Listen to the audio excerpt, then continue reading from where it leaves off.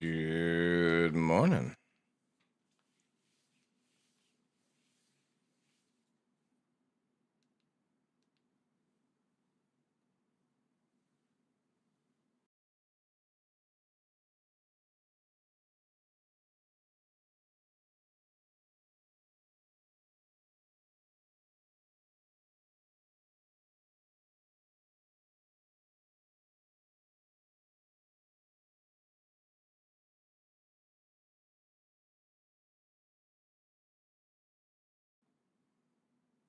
Ooh, it's a Sunday, chap. How's the service lady? Welcome in, though, Marcus, J. Gray, Air Arrow, Joe, Bloodsucker, Blemsmith. Good morning to y'all. Or evening. Late morning. Late evening, I suppose. Delidos, welcome in.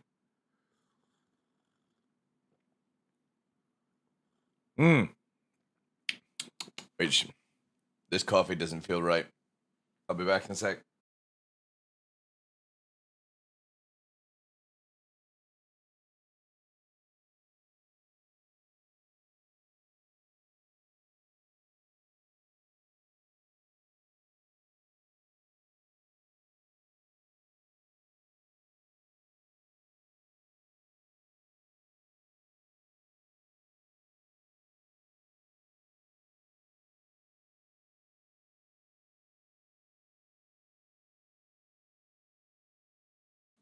There we go. That's better.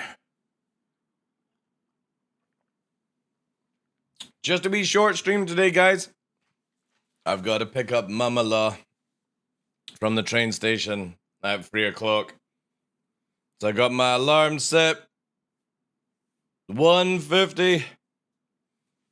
As it takes me like 45 minutes to get there. I gotta prep the dogs and all that jazz, but I hope you're all well. Wave 2 as well. How crazy is that? We're actually getting on. Progression.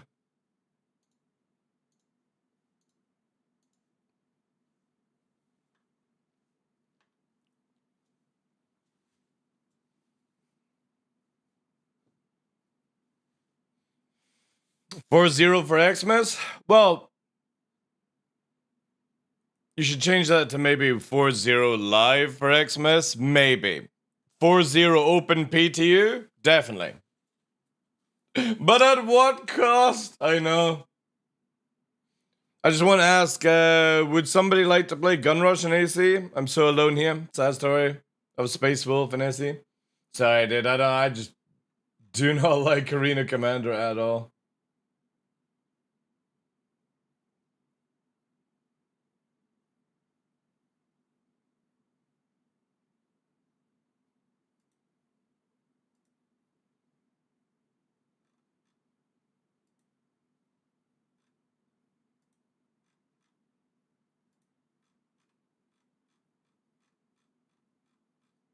I would have thought this time it would have actually been quite busy. Maybe not. Oh, I suppose it's at the weekend, eh?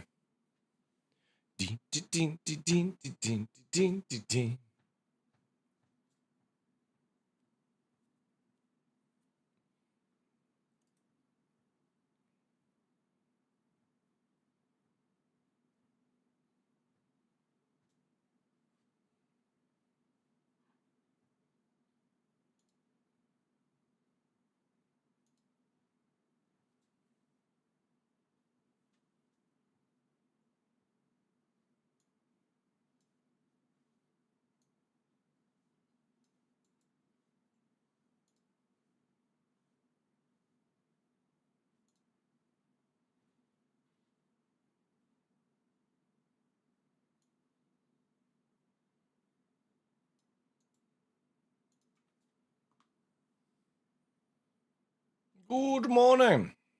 Morning. Hey, Rock, how you doing, dude? Man,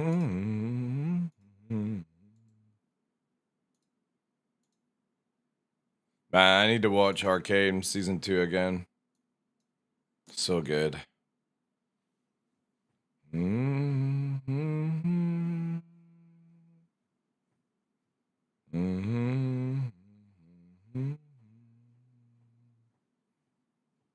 Mm.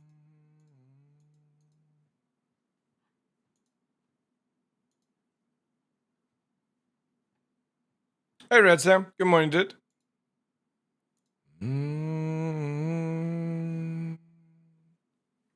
Morning, Zeal. Man, you guys are up early. Or haven't gone to bed. I can't decide.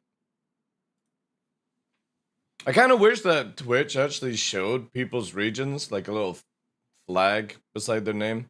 I think that would be sick. Up since 7?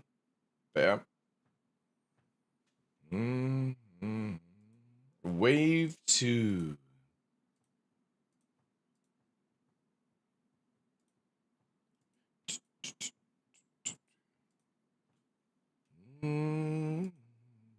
Alright, more testing with Prowler today.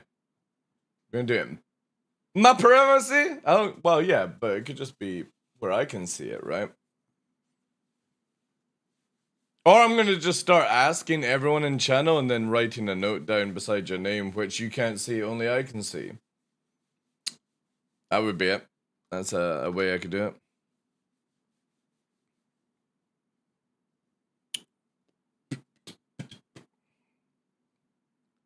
I think next year I'm gonna come out with a Christmas jumper for the merch store.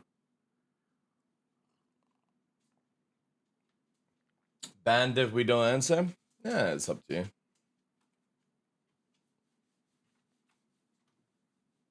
Yeah. I'm thinking my face on a Christmas jumper next year.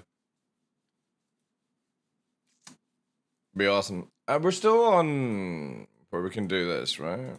Still NA. God damn it. Wanna test me ping? I'm a dirty Englishman. A Saxon, I see. A Saxon. Yeah, so we got like what was like 11, 12. Got like two and a bit hours chat together. And then I have to skedaddle to the train station. However, because I'm having to go to the train station, that blue moon going to McDonald's is happening. So I've not had any food since 9 o'clock last night.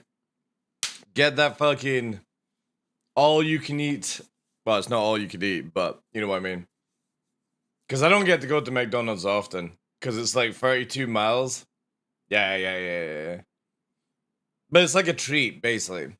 It's like 32 miles to drive to go and get food. And they don't deliver, right? Because it's too far. So if I'm having to go and get Mama Darkness, then from the train station, I'm gonna treat myself to McDonald's. Nova gets his chicken nuggies. That loaded actually pretty well. Oh!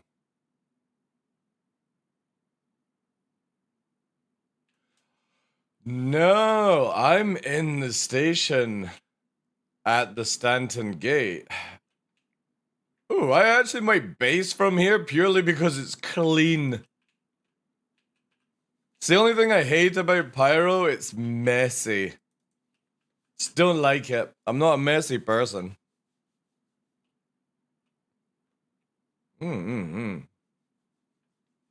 What actually can you get here? Do they have? Let's have a look, actually. Oh, wait. I don't need to do that now, do I? I can just do this.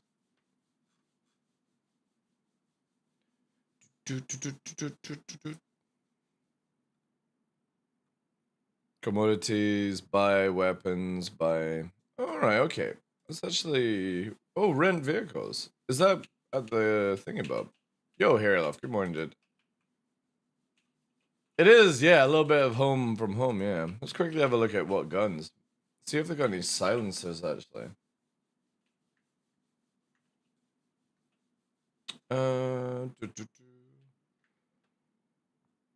Oh, renting the vehicles is this, right? Is that what they mean by renting the vehicle? No? Alright. It's over here. So have a look.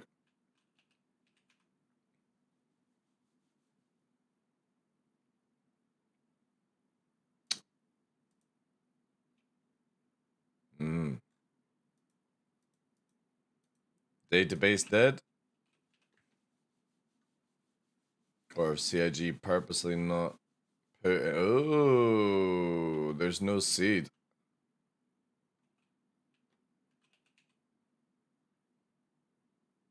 Oh yeah, there's no seed. Yeah, basically, when I say there's no seed, is the game has not added what it's meant to add. And I don't know if that's intentional or if it's just the server. I guess we'll find out. That's a bit annoying.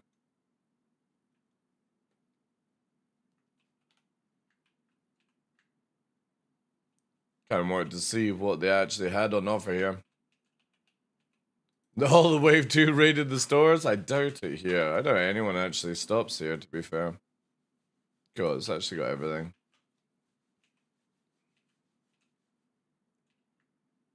Must be the server. It can be the server, but it can also be the fact maybe CIG haven't activated the gate yet. Because no, it's definitely active. So yeah, it could be server, it could be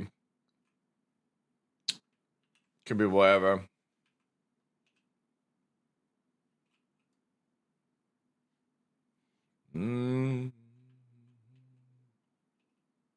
Yeah, clean the fucking place up, you messy little shite. No matching item? Why are you not working? I want to actually use the bin.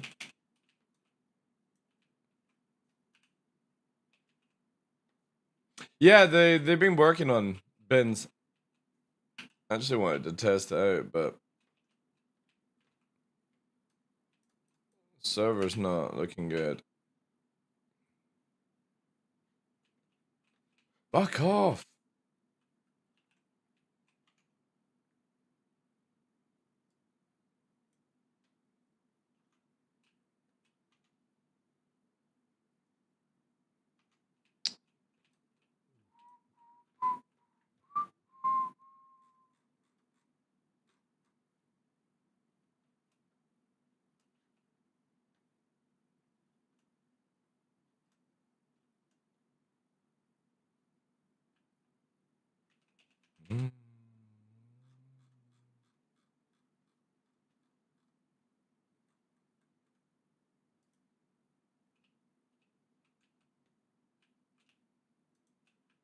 Mm.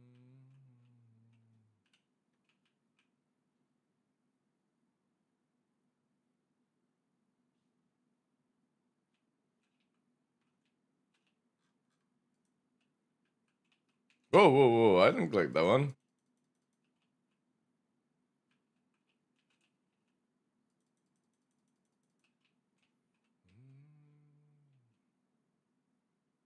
Ugh.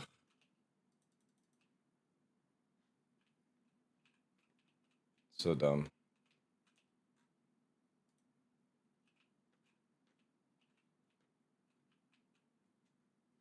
This is one of the biggest things that they gotta get fixed for 4-0 live if they go ahead with it. Hey, Swire probably did.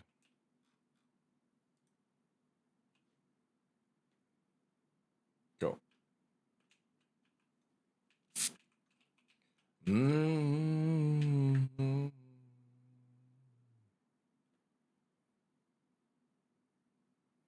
Hey, Maximus. Happy Sunday as well.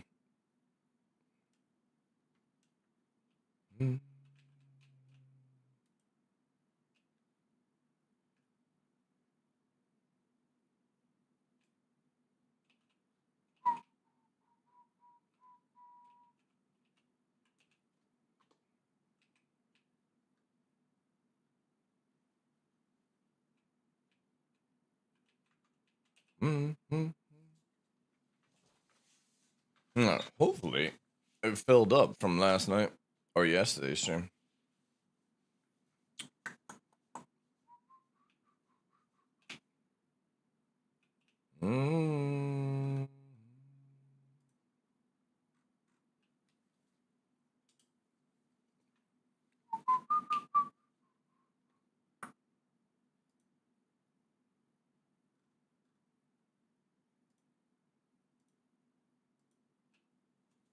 Cool, we did get fuel.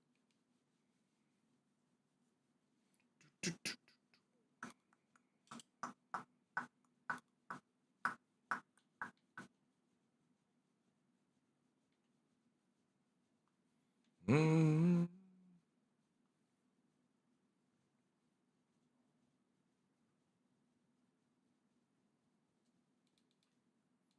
as well do a full flight check.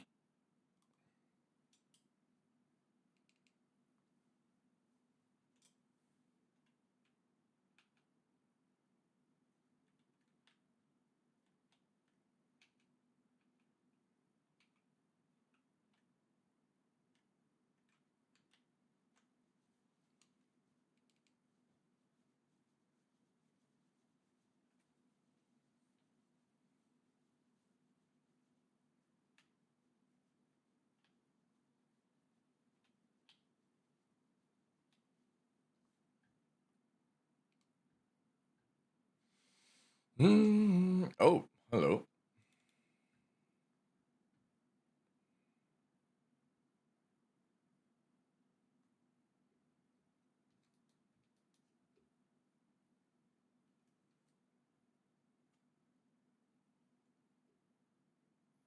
There's gonna be a lot of fucking lag because I got cleaned out the cache folder.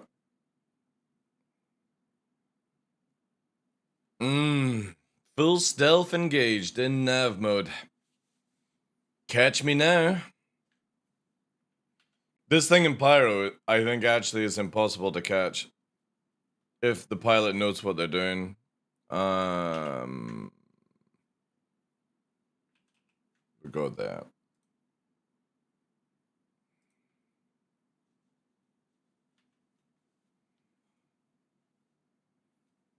Bit of a hibbity hop, but we'll get saved there.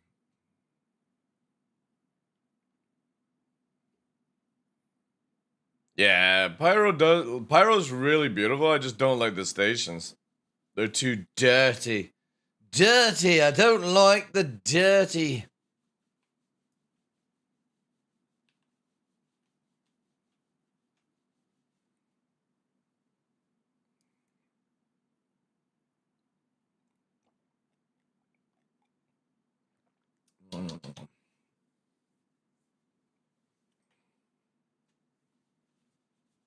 Mm.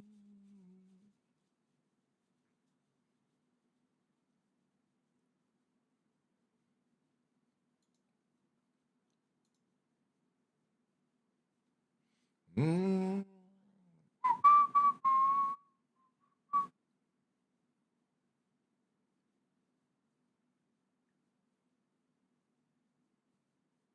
Mm.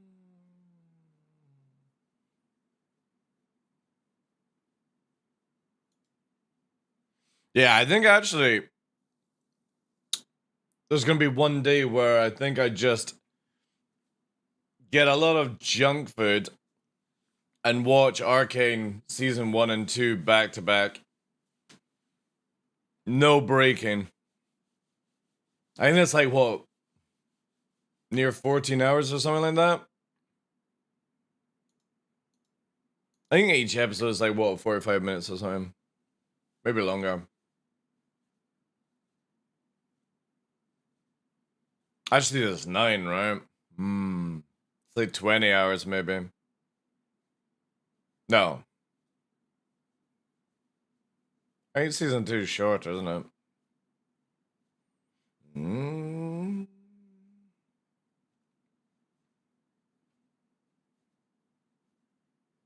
We got so many of the new animes coming out. This I think it's the 12th we get the announcement.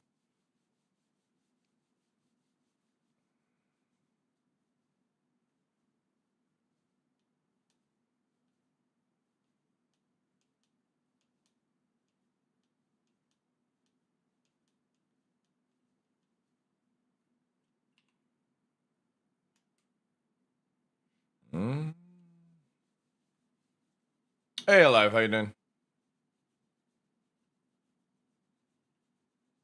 Man, can we just get the FPS all the time like it's in Warp?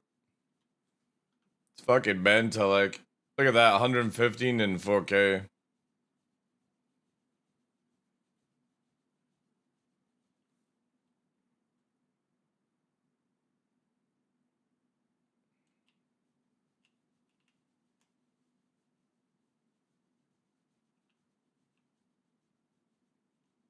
$175 if I go like this. Holy shit! Wait. What the fuck is going on? Oh damn, I'm on a 20 tick. So, oh shit, 20 tick in deep space? Man, look at that. If CIG could fix the MFD FPS bug, it like pulls that, and we always had 20 tick create server. Look at that, 175 in 4K. God damn it. And I'm only using 62% of the GPU. That's insane. That just shows you that the ship and all the assets, because this view here is right in front of it, so you're not even rendering all the ship information right now. This is what it's like just to move the client through space just now. That's insane. It does show you how bad these things are, though, for actually the system. Really interesting. I wonder... Yeah, look at that. The moment I start going closer here... Even that's not bad. Moving through 140. Just shows you how, like, a lot of the places in these ships are just not optimized at all. Let's do, like, here, right? Yeah, look how much FPS we just dropped by hitting the MFDs. And as soon as you break away from the MFD, you get like 20 FPS. Move away from the ship, back up to 170 on 4K. It's crazy. Hey Sessions, welcome in, Skyborn. If you want better frames, get into a ship that hasn't been worked on in years. Yeah, that's very true, yeah. It's nuts, man. Really, really nuts. Again, 100 FPS with MFDs, I'll take that, but that's only because... Oh no, we've actually transferred server. Oh no, we're back up to 20 tick right now.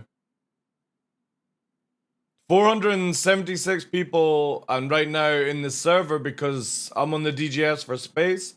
60 people in space on Pyro. Bouncing between 19 and 20 tick rate. That's fucking mental. Yeah, like, it's unfortunately the worst part about developing a video game that optimization is always done at the end. So as much as we get a glimpse of what this game can be like, it will only be that case. Like, look at that. Straight up to 170 in 4K. And we're only on a, like, it's bounced between 14 and 20 tick rate.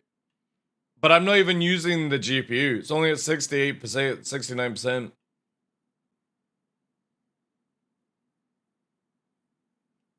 But yeah, I'll take 100 FPS. To be honest, if CIG can get this game at 4K to be steady 60 FPS, I'll take that.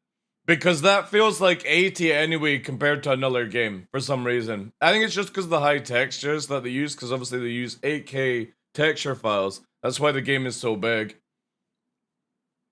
Pyro's amazing. But again, CIG can make this game just absolutely insane, but unless they can actually get it's amazing how the stream does not see what I see. Twitch, will you hurry up and allow 4K, like 30K bitrate streaming? Yeah, you guys see slight stutters and it's just insane on my screen compared.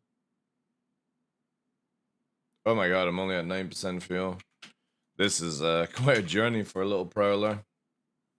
This should be interesting as well, the FPS here, because Gaslight's on, I think, the same DGS.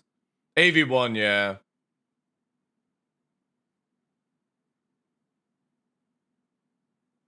Yeah, to be fair, if they release one for 40 with AV1, which was meant to be this year for partners, but it got held back, sadly. I tested it in the beta this year, and it was insane. I wasn't allowed to tell people that I was on it because it was just a full testing group, and it was insane when you could actually activate. It was on a special OBS.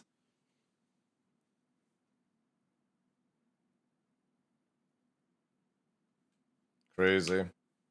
And look at the FPS just instantly tank. But again, I think it's just purely because we're on a different DGS now.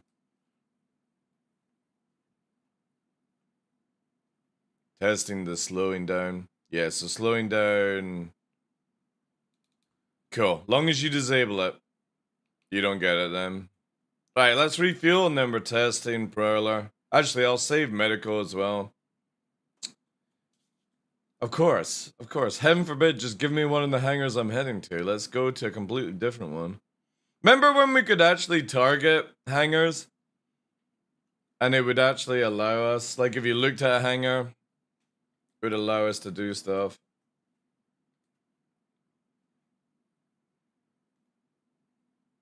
However, super smooth. Crosshair is going a bit nuts though. Don't know if that's a bug there. No, actually it's just going nuts.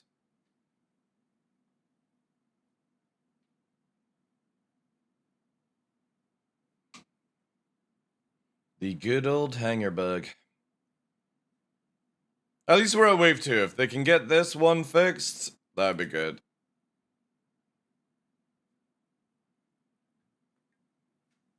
Alright, I don't need to store, I just need fuel and medical. Oh. Oh, that's gonna be an issue.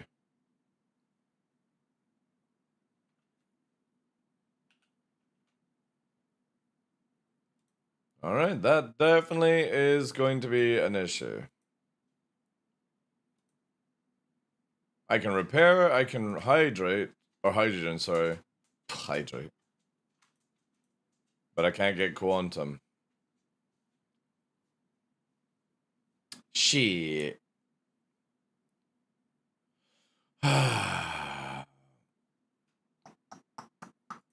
Alright, chap.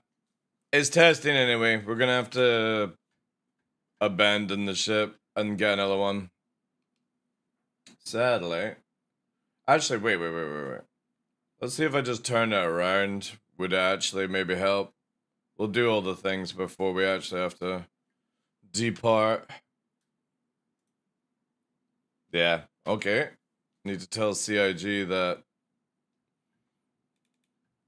Gaslight doesn't have any actual fuel. Oh, wait.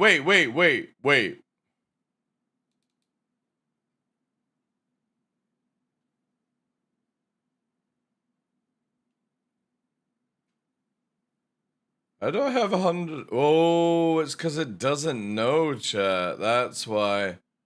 Oh, we've got the bug.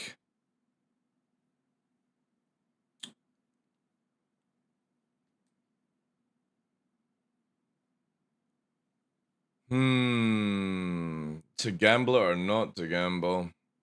Let me go and save medical anyway. I'll just quickly go under. I think this one has the underpads. Yeah, it does. Yeah.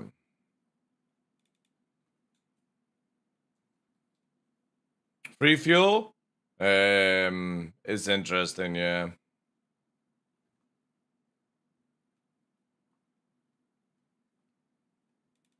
It's basically when you cross over from DGSs, it doesn't recognize your fuel amount. So yeah, we have. That's why I can't refuel, is because I actually have 100% fuel, and I shouldn't, obviously.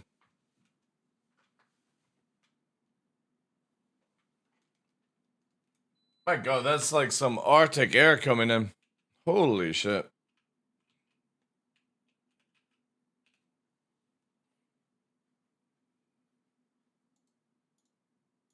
Oh. It's that one, that's why. Mm-hmm.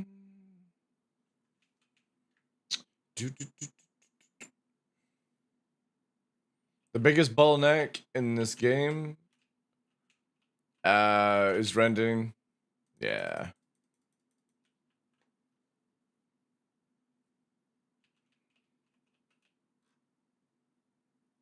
Let's do this.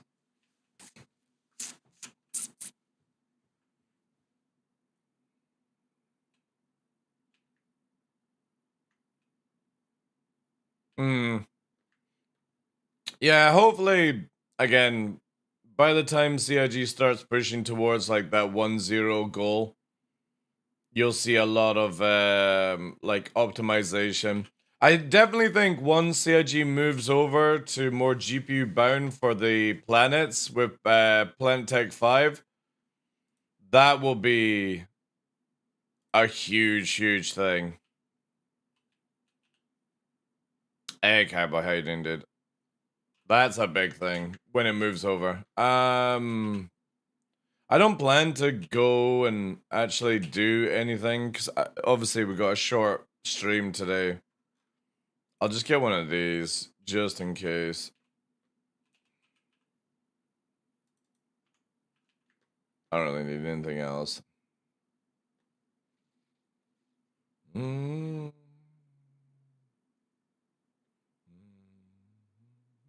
Mm.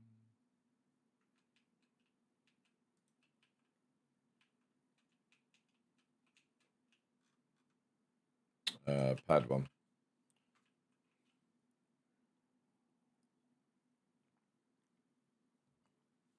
But yeah, if they gave AV one out, that would be amazing. Hey, Ark, how's things, dude?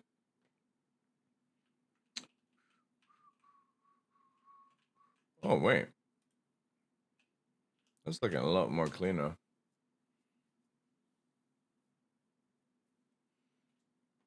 You seen quantum drives aren't the same across the board now? Yeah. People seem to be a month late on that information. EPDU feeling stable? Well, it's on wave 2 just now, Ark, so that's a good thing, right? But stable is... It's, again, it's like talking about Star Citizen like a piece of string. Some days it's 10 centimeters, some days it's 8 centimeters, some days it's 20 centimeters, you know, it just all depends on the server. Anything else, just, it is what it is, you know?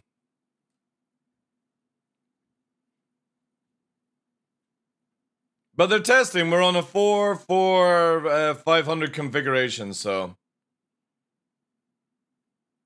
There's a good chance.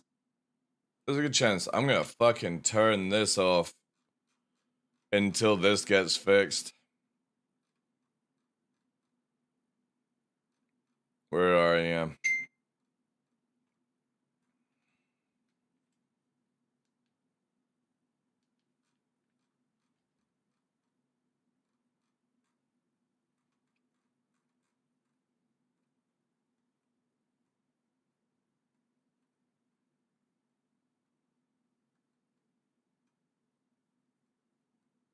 Where are you, you cheeky thing?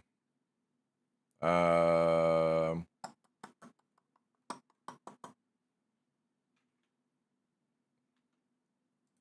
is it? Where have you hidden it now, CIG?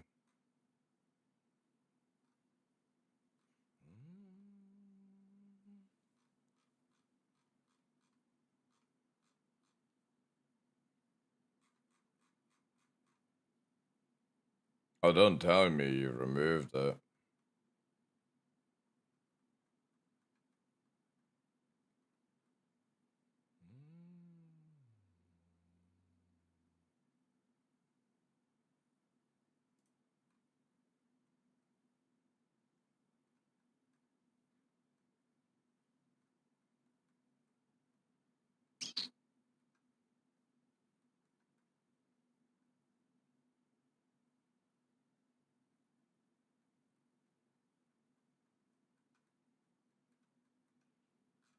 Wait, have you actually fucking removed it?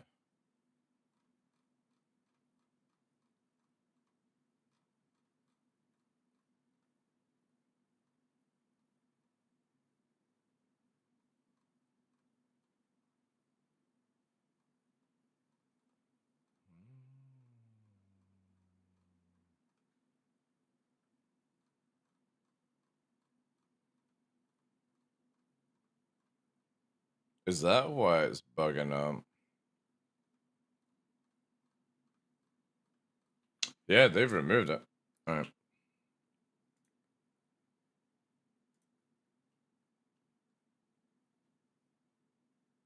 Oof.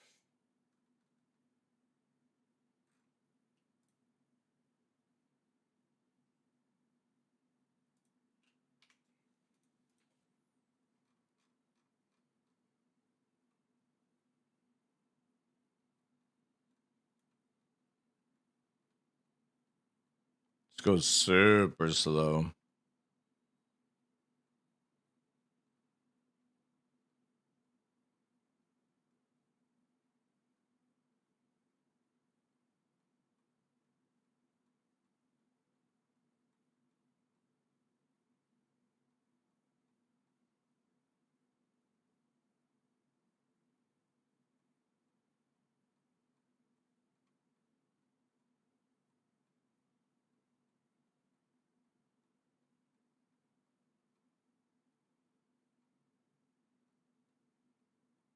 Shit. It's been removed. That's why it's fucked. What I'm talking about is this. This is the crosshair animation. When you're meant to be on Pip, it rotates. We've had multiple versions of this, but you used to be able to disable it, turn it back on, and see how there's like it's literally when you're targeting random space, it's twitching. But normally, why something does that is because it's actually targeting something. See how it doesn't do it here? Because there's nothing in front of us. There. There's something here. There's something there in the game. Or is it timed? We'll have to see. Right. Time to go and play with Prowler. Obviously, TDL dropship services are in full swing. Lord of War is back for Pyro.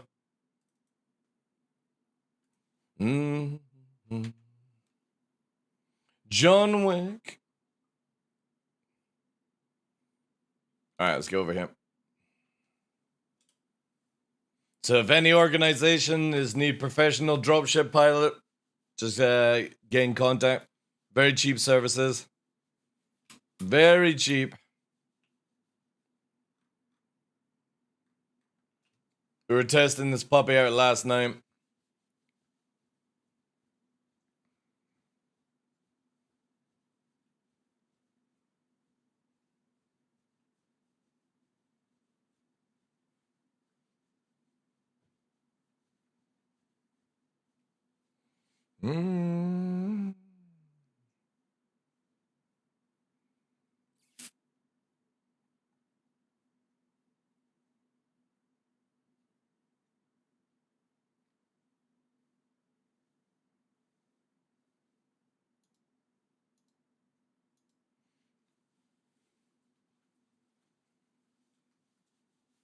It does, yeah.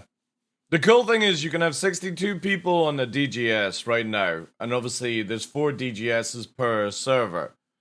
So the way it works is like in Stanton, you've got Microtech, Hurston, ArcCorp, and Crusader, and the Deep Space shares, I think, ArcCorp. Let me see if I can actually find the information to show you. Yeah, here. So ArcCorp and Hurston are actually no. On A is ArcCorp and Hurston, B is Microtech, C is Crusader, and D is Deep Space. A is Pyro 1 and Checkmate, which is in the same area. B is Pyro 5, Terminus and Ruin. That's fine. They're all in the same area. C is Pyro 4, which will include... oh, no! Pyro 5, because that's Pyro 6 then, is on Pyro 5. That's fine, because that's quite one. Pyro 4, which is really busy, and D in space, so... If CIG, right, the ultimate configuration would be 555, right? 5 DGS in each server, and I think 500 would be the best way for CIG to go. However, the ultimate goal would be if CIG can make this run on 1000, because that means every DGS would have 100 players on it. And that would be sick. Like minimum 100 people on a DGS.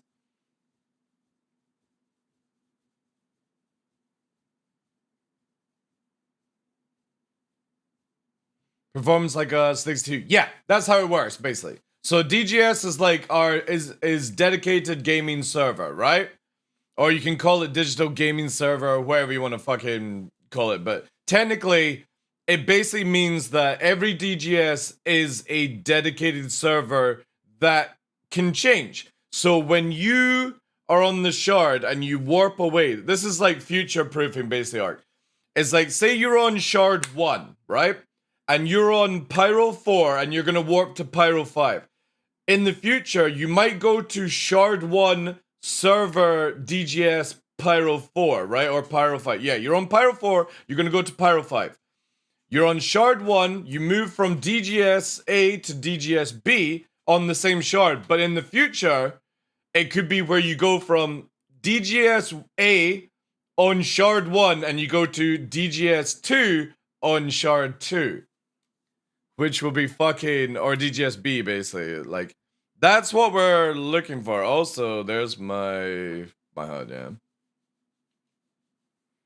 That's the sort of end game goal, right? Is we want to be able to transfer shards without having to actually leave, right?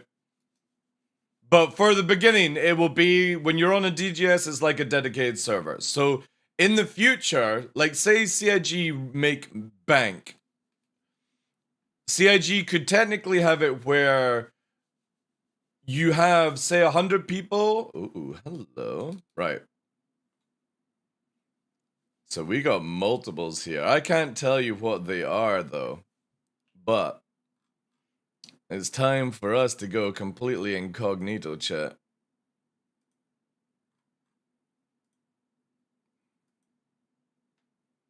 Let me just get that up. I'm good.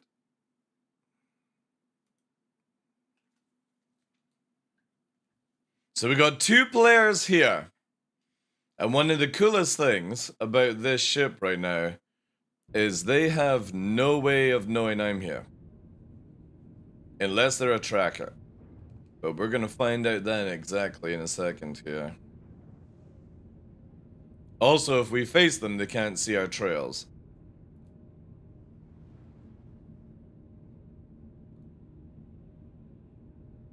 Unless there is a slight bug.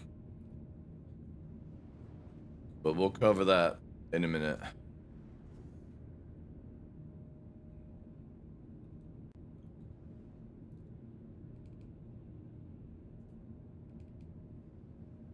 Problem is, our lovely system here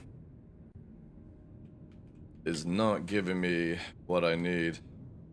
Looks like scanning's still broken. Ah, bollocks.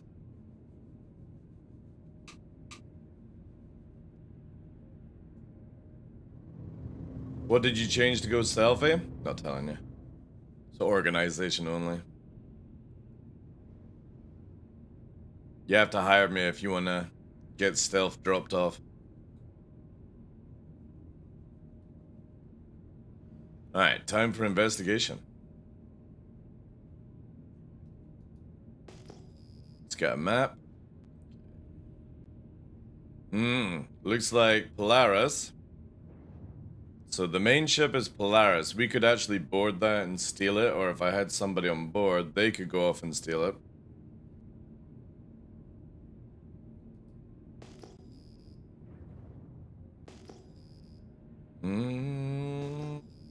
Natural chef? Just look at my missions just now. That'll tell you what I'm doing just now, guys.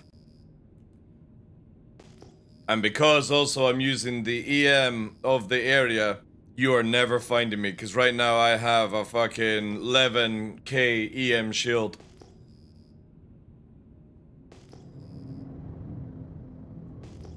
So right now I'm in, like, physically impossible to find unless you're literally 100 off me right now. Because I'm 22k EM.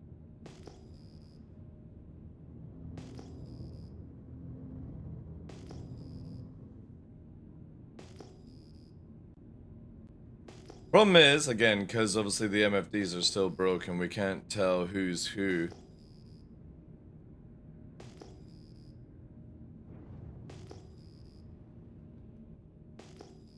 But we do have a Polaris. The problem is we can't scan, I don't think.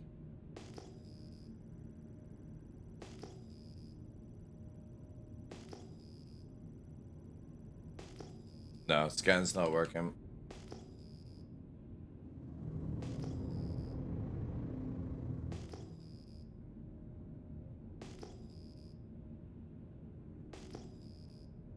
Again, I just explained that I have a 22k EM shield right now because I'm using everything around me. See, look there. My normal mission is 2.k. I've got an 8k EM shield right now. So, literally, I would have to have a 10k EM, and it's bouncing, right? You can see there, right? And I got 1.8 for the IR because we're quite close to the sun. So these rocks are super, super hot. And you can see there, because I'm nice close, 22k. Now if I ping, you see it doesn't spike or anything. You're looking down at these ones here. So right now I'm naturally 2.2k with 22k extra EM shield. Because again, this area is very, very fucking electrical magnical. Like, pyro just is massively spiking constantly in EM. So again, the only weakness I have is a 10k cross-section. But because of how this ship works, right now you would have to be... See how the EM is going down because the spike is going down? So I'm still at 8k. Or basically like... minus, yeah, minus 2k, basically. And IR is, obviously, you take away the 2.7 on the 1.9, so... Right now, we are super, super invisible. The only way you can detect me is if you see the trails, but... Again, if you know how to use the Prowler, I'm keeping her very, very slow missions.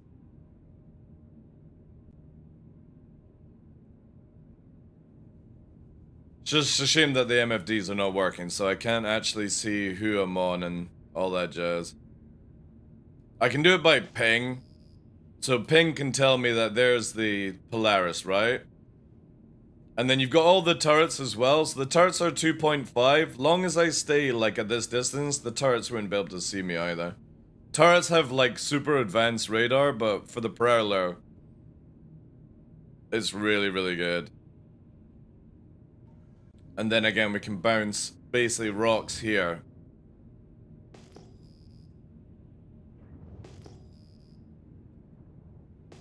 So you see how the turret now sees me? This one here?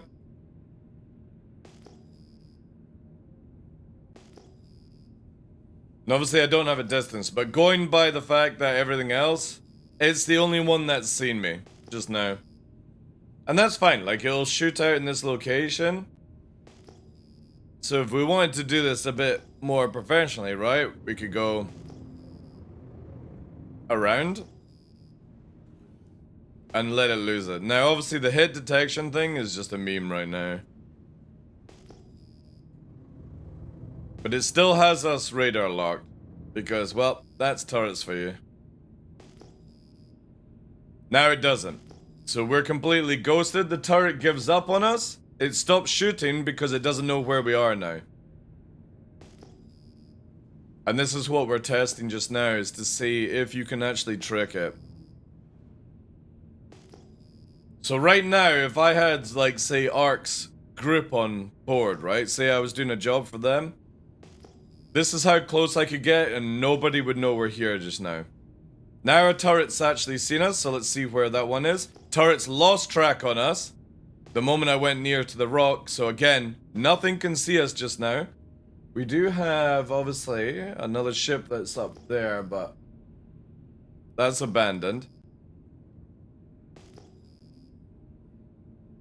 And because we've got our back to the sun now, there's no way you can see the trails of this ship. Prowler runs really, really soft. So one turret does see us. This only turret can see us. And if I wanted to be, like, really cheeky about it, I could do, like, a flyby and just kill it. Because the rest of them are not targeting us. Which is very interesting. Let's get a little bit closer, though. Only one is picking us up.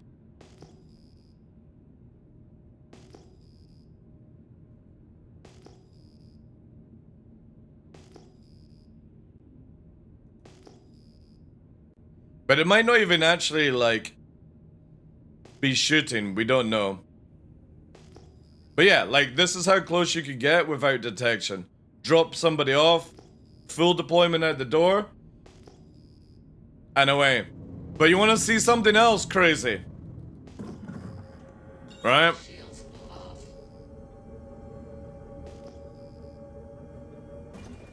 This will blow your fucking mind away. Alright? Let me just double check we got our systems on. Okay.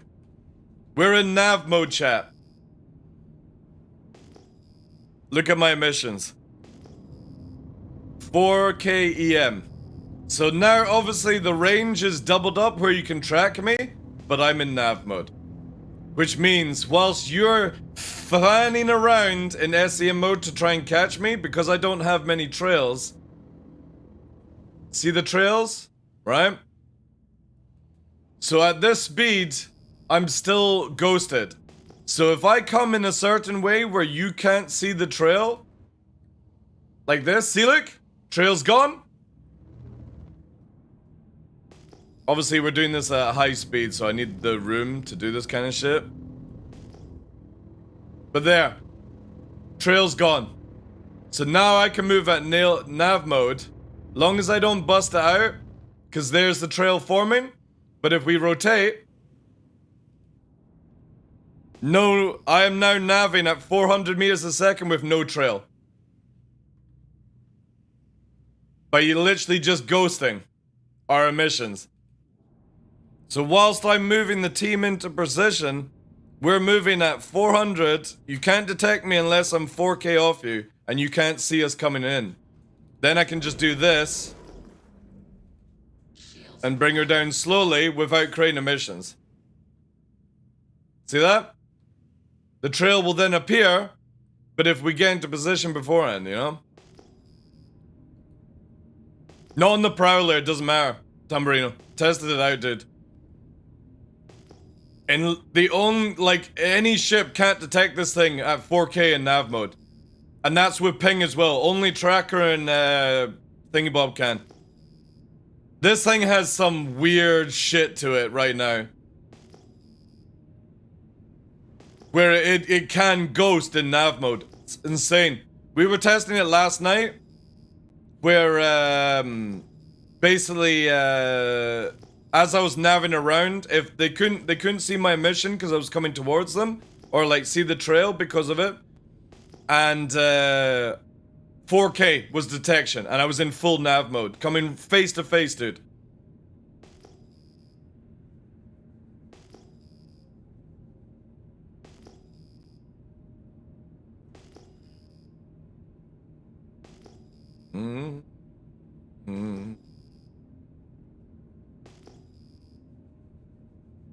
Just wish I knew what I was up against. Oh, it's a Gladius. Gladius.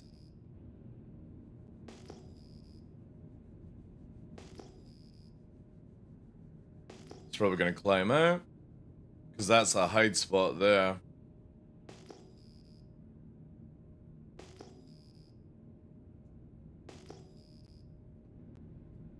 Now, if I keep my emissions down and don't cause trail, let's see if we can actually move. The problem is, because that one turret has us fucking locked, I can't tell if somebody else has me locked.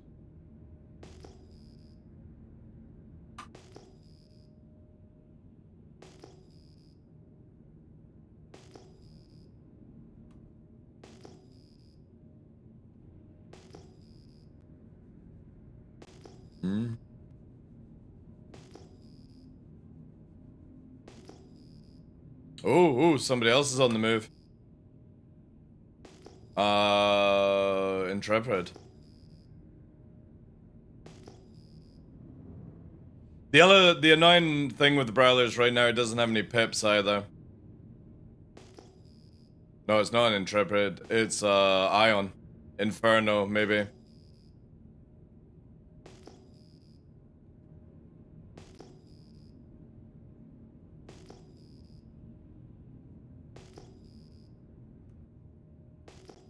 Yeah, it's an Inferno Ion platform. There's multiple of them, actually. But yeah, long as I sit at this range right now, there's no way they can detect me. Even if you got a tracker and a terrapin. This thing, again, I can literally do the, you do this, basically. So we'll shut our emissions down even more. And we'll just leave it like that, right? So 1-1 on that configuration with maximum shield, just in case we actually do get detected. But yeah, you need to be 2k off this.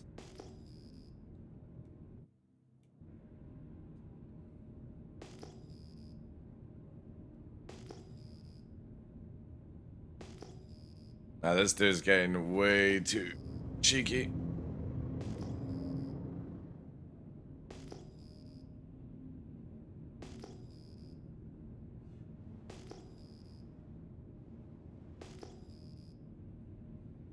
How do the coolers function if you turn the power down? If you turn coolers down, you are IR spikes.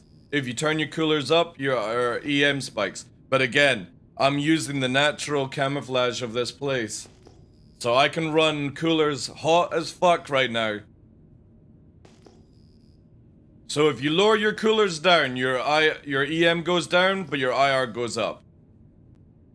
And as I want to have a balance of very low IR, low EM, we're just keeping, again, I've got my engines cool, my weapons cool. It's wave 2 now, teddy bears. Like, I would imagine open wave is within a week. No joke. Because CIG are going to be closed in a week's time, so I personally wouldn't. It's going to be open wave very soon.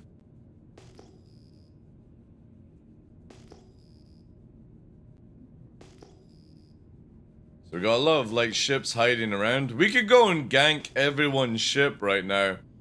All the ones abandoned. Maybe clean it out a bit. Because again, this thing does provide a shit ton of fucking power as well.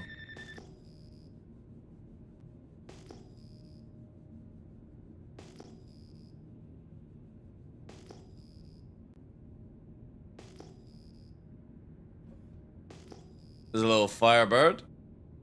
But yeah, look at all these ships here. Again, I don't have... Oh, shit! I actually have pips. It's working now. Interesting. Target friendly.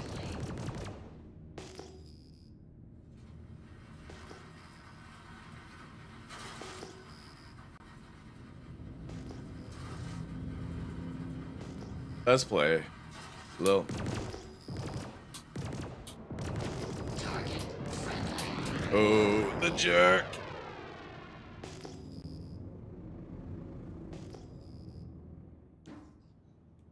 Attack. Alright, let's go. We got that crazy HP, so we can take it. We got 2 on us as well, so disappear. They also can't missile us as well. So we can disappear. Prowler literally is fucking god tier, you know, right now. In this configuration, anyway.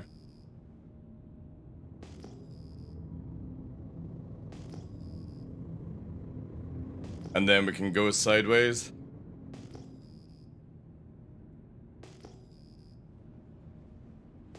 See how they're going the different way now?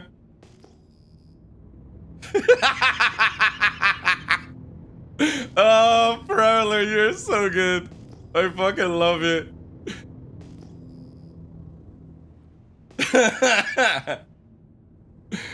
No, you can't missile this thing, dude. Again, I'm not gonna give you all my secrets, but literally my configuration, you can't missile this when it's in nav mode. You have to be 4K, under 4K. And as I'm moving at 1,000 meters a second, how'd you keep up a missile?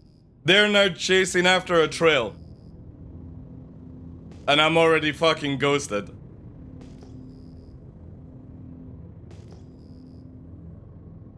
So normally, you would get fucked, right? 2 fighters... Well, no, the Prowler would actually still get away, right?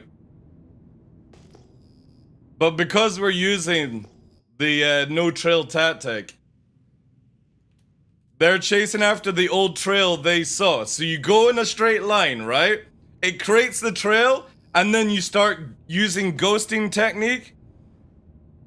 And you, they chase after the old trail they saw. They can't ping you because they're not a tracker, and then you change direction. So they follow the old trail.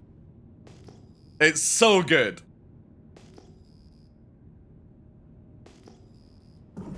Shields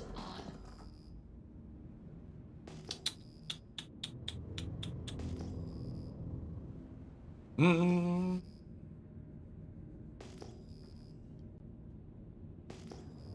This is a pure stealth dropship rocket. You know what I mean? This is designed to do this.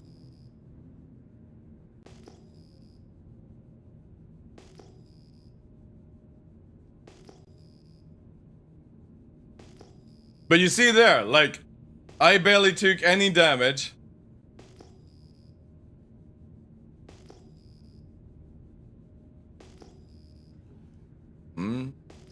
But you see how they're full military fit?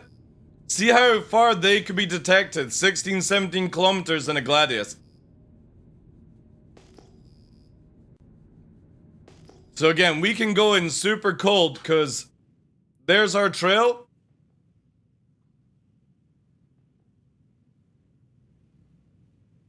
Ghost activated. So now nobody knows we're approaching, basically. As long as you fly like this.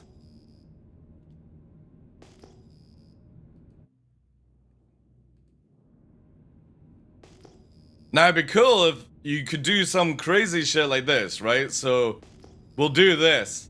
We'll get to 199 and we'll do that, right? Now we've got nothing, right? So there they are there, right? So let's bring our engines back online and bring down the trail. Because I got him detected at 11 kilometers because it's hot. So you can see how we still have a mission or a trail. Let's get it right down. There we go.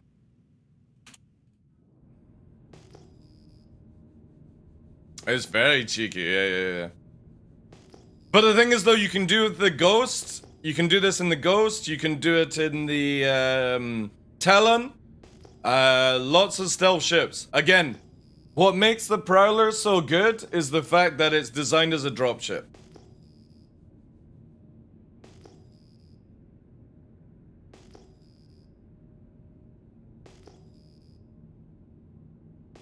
Now, if I had a Ghost Hornet with me, or like 2 Talons, then we could kill this person, no problem. Just using stealth Dark Wolf. That's it. So these people, like, they know I'm targeting them. And they're looking for me.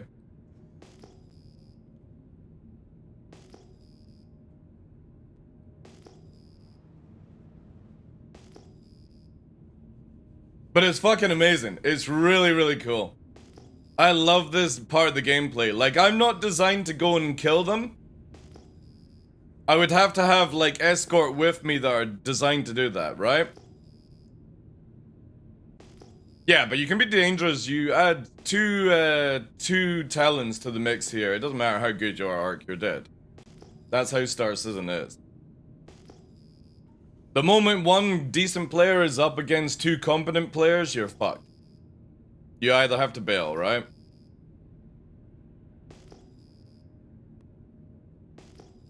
Tactics? It's nothing to do with tactics, dude. You run, that's it. Your tactic is run. But the thing is though, two talons could chase off the lights enough to allow me to come in, drop the team off undetected, and then move away again. And then they start ghosting as well. Then paranoia kicks in, right? Because you're at that stage where you're flying around in two Gladius and you don't know where the stealthers are. They can't go in for a full frontal attack on your whole fleet, you know. But it's really fucking cool. And this is what I've been waiting for with Star Citizen for a long time. Because it means like I can work with like Tumblr and Channel, right? Whilst Tumblr and Cutlet want to go in and do a CZ, my guys can provide light and fucking drop off for them. And then extraction.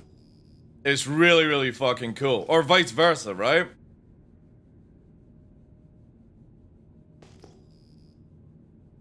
And you've always got intel being able to be relayed because you literally have ghosts hiding in the rocks. And one CIG adds in where when you're beside a big rock, you'll get bigger, like a cross-section buff. We used to have this, by the way, where, for example, if somebody was over there and I sat here on radar, my cross-section would be completely masked by the asteroid. But CIG got rid of that. Hopefully it'll come back.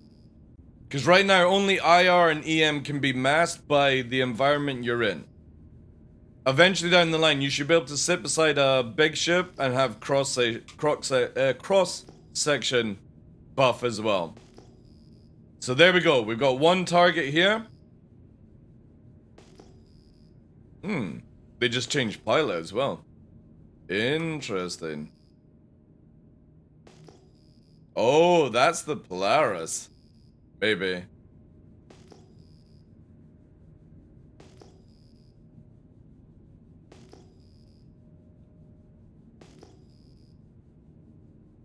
But it's sick. Again, I'm at like... Star Citizen now is at the stage arc where whilst you're doing your CZ, there could be a full dropship prowler ready to fly in and within like 2,000 meters away from you, could be deploying like 10 people to come on board. And you wouldn't fucking know unless you actually specialize your fleet for it. It's so cool. Again, obviously if I get detected, I'm in big trouble, but the whole point is for me to be aware of that. But if I had a couple of lights with me, like a couple of ghosts can actually, doing a certain way, you can get a ghost hornet to be 900 meters off somebody, Ark, before they even know you're there. That's insane. You're dead. Because if they come in with full attrition setup, with 2 4s, 2 3s, you're fucked. 2 of them will kill you in seconds. Polaris is on the move. See, the UI is still scuffed, right? But I can still see, right? And we're using the rock to hide our emissions. I'm actually going to move a little bit this way, as they are moving this way. Again, the Polaris is zero threat. It's only if they launch their fighters, but again, my setup for the Prowler is insane.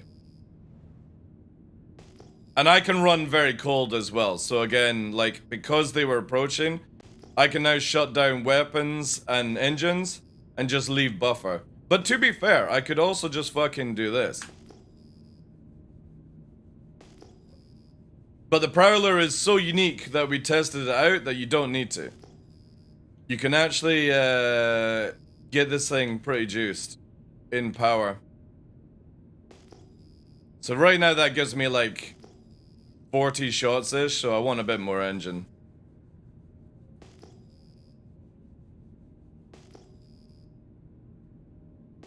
Obviously, if somebody watched the stream, they would know where I'm at, but we can do a lot of cool things. Shields off.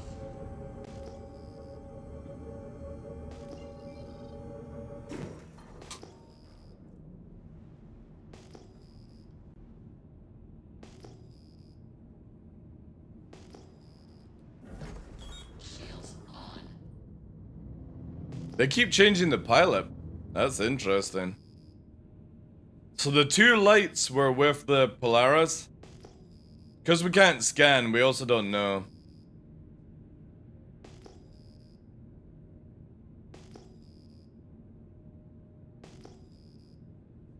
Yeah, I need to get another stream deck. I think I've got one somewhere.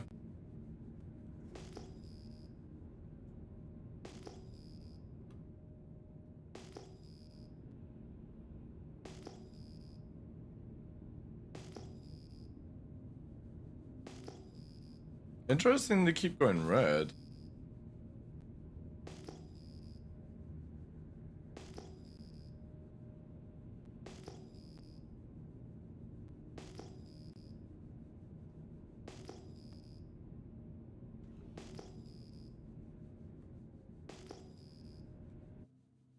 Yeah, low trail.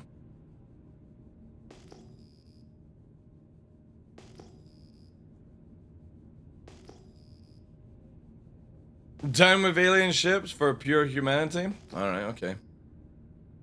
Let me know how that works out for you.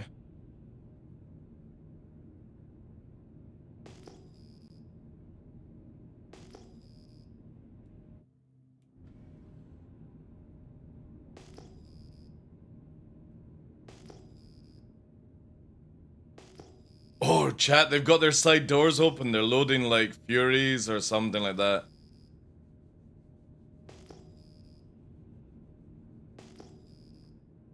The problem is I don't have distance. I've only got their, like, their basics. CIG need to fix this thing. I'm gonna piss this guy off by pinging him. Oh my god, would this fucking dude stop targeting us?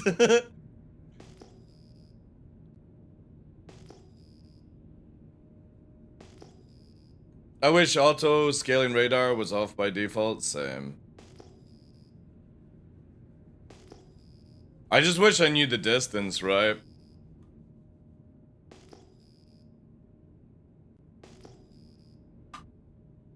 Now, if we added an Eclipse, chat, so you add 2 Talons and an Eclipse to the fray. The Eclipse can do the same thing, by the way. And you could fucking, right now, blow their engines off where they can't get away. And then obviously hijack their torps, basically. Bring then the Polaris in. So you can have the 2 Talons and a Mantis on board your Polaris. And then obviously the Eclipse and the Prowler, if you had wanted to do that way, would be separate entities.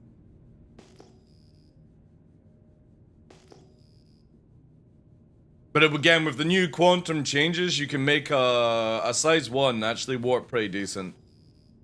It's like 70 to 100 GM, which is not bad. Yeah, you can, yeah, Jacko, yeah. And they sell for 72k.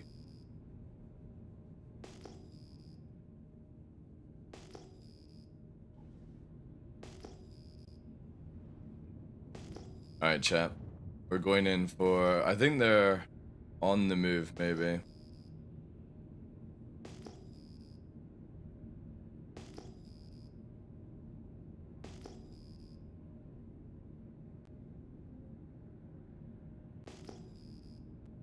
We're gonna use the sun just to ghost around.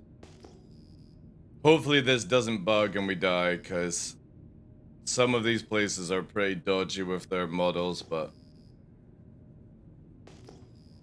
because we've got an angle now, we've got good cross section on them.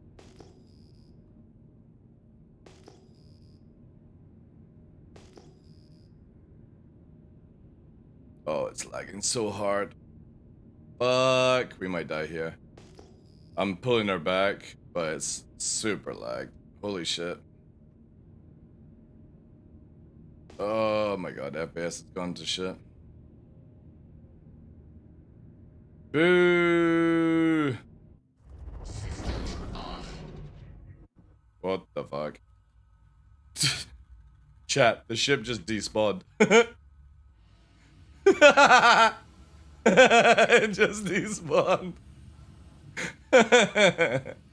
Hacking gameplay! I know. The game lagged so hard it just despawned. It went more stealth. Fuck's sake. Alright, chat. Well, time to board. The ship is too stealthy. Yeah. That's annoying because I wanted to see how close we could actually get.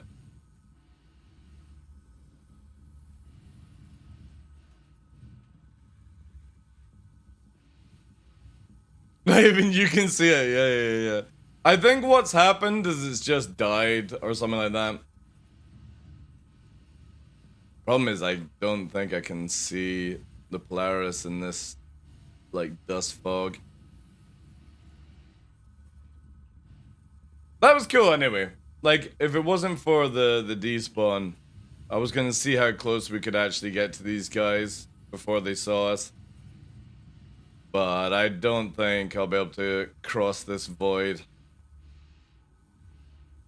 Oh, wait. Wait, there they are.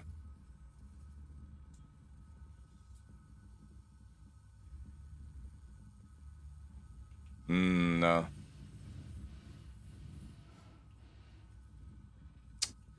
Damn, this is actually pretty foggy here.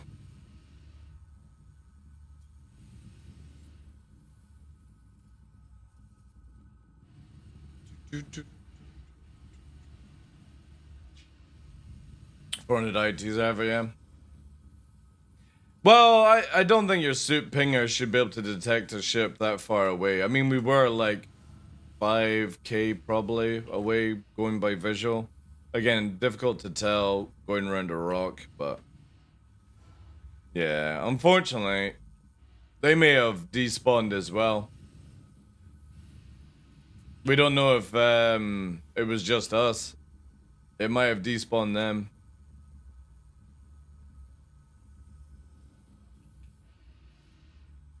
So peaceful though.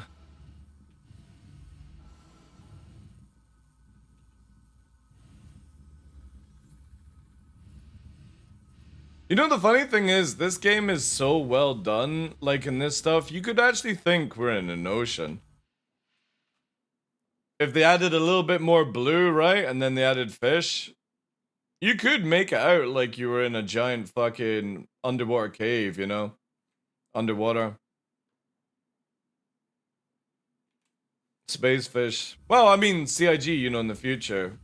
Oh man, we had so much rock to sneak up on as well. Damn it.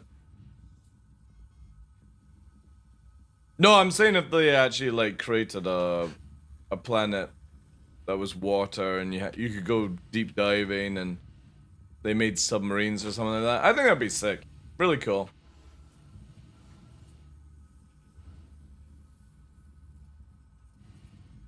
But yeah, sadly, not going to be able to see where the Polaris has gone.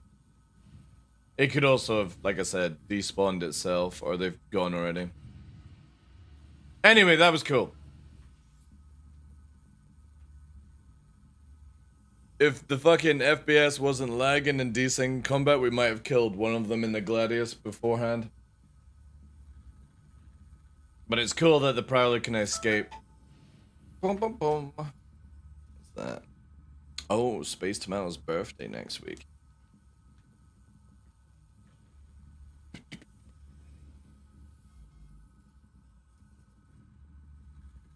See, the thing is, I don't know even like where the outpost would be to head to it. I'm just sort of like just chill, gliding here. That's so cool. Look at that. It's so eerie though.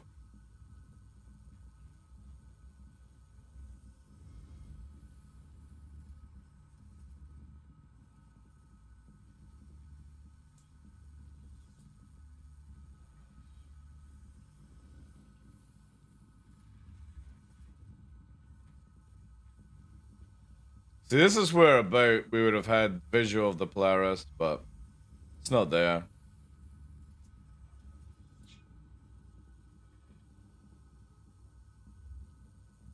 Awesome. Alright. Need to go and get the ship back again.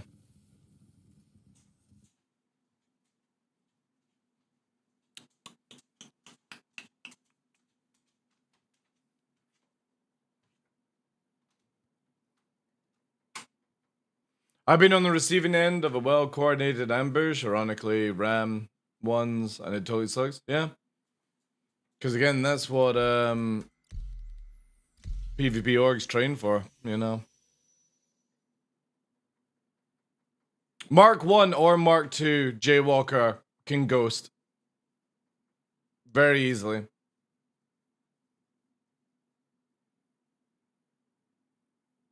What is, sorry, I know I didn't see that Dark Wolf of you there. What is ghosting and how do I do it with the Talon? Ghosting is a term that I use within my organization to remove trail. So when you're flying around, you create a trail behind you that in atmosphere at night you can see, and in dark space that doesn't have like fog, you can see it real easy. So ghosting is basically where you get it to where instead of it being a bright trail, it's a very light trail. The eyes can't detect it. Or if you go in a certain angle, up, down, and stuff, it kills the main trail. And that's called ghosting. Or what I call ghosting. Vanish without a trace, yeah. So you saw it previously when I escaped from the fighters. They chased after a mirage, basically. So I went super fast in a straight line. They see the trail. They can't detect me on ping. They can see the trail, and as it's going in one direction, they're right behind me in nav mode, and I start ghosting off to the side, and they still go after in that direction. And we literally saw it where I'm facing them, and they're going 14, 18 kilometers away from me because they're chasing the mirage. So there's a lot of tactics in actually flying stealth ships now where you can make people chase a ship that isn't there. And it's really, really cool, and it's only come in 4.0. But if you have a tracker or a terrapin in your fleet, which I would highly suggest people do, it's very difficult to do what I did. Because the tracker and the terrapin can detect a stealth ship on the move. Normal ships can't. And it's nothing down to do with size of radar, by the way. So, for example, if you look at a terrapin, the C1 Spirit has a better radar than the terrapin, if you think about it. Can't detect it. There's something to do with the terrapin and the thing. It's just double. So if you detect me at 4K with a normal ship, you detect me at 8K with a terrapin. That's it. There's no Eller bonus. It's just double detection range. But it doesn't detect certain things. And again, I'm not going to explain that on stream because that's a tactic for me and my organization to know and for you guys to work out. But there actually is a way to confuse the terrapin. And it's very sneaky. And you can't do it by yourself. You have to use multiple ships. But you can actually create a mirage ping that goes off in the distance that a tracker follows. And nobody's there. It's really, really cool. And I don't even know if CIG actually are aware of it doing this thing. And that's why stealth gameplay is really, really cool. But you can also use military setups to be a decoy as well. But you have to do certain things with your modules, not stealth modules, but kind of stuff like that. Also, is the stream lagging? Ooh. The camera lagging, chat?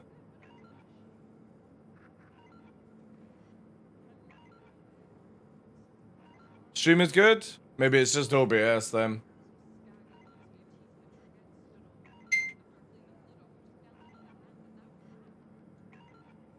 You know what I'm gonna do? I'm actually gonna put the power process.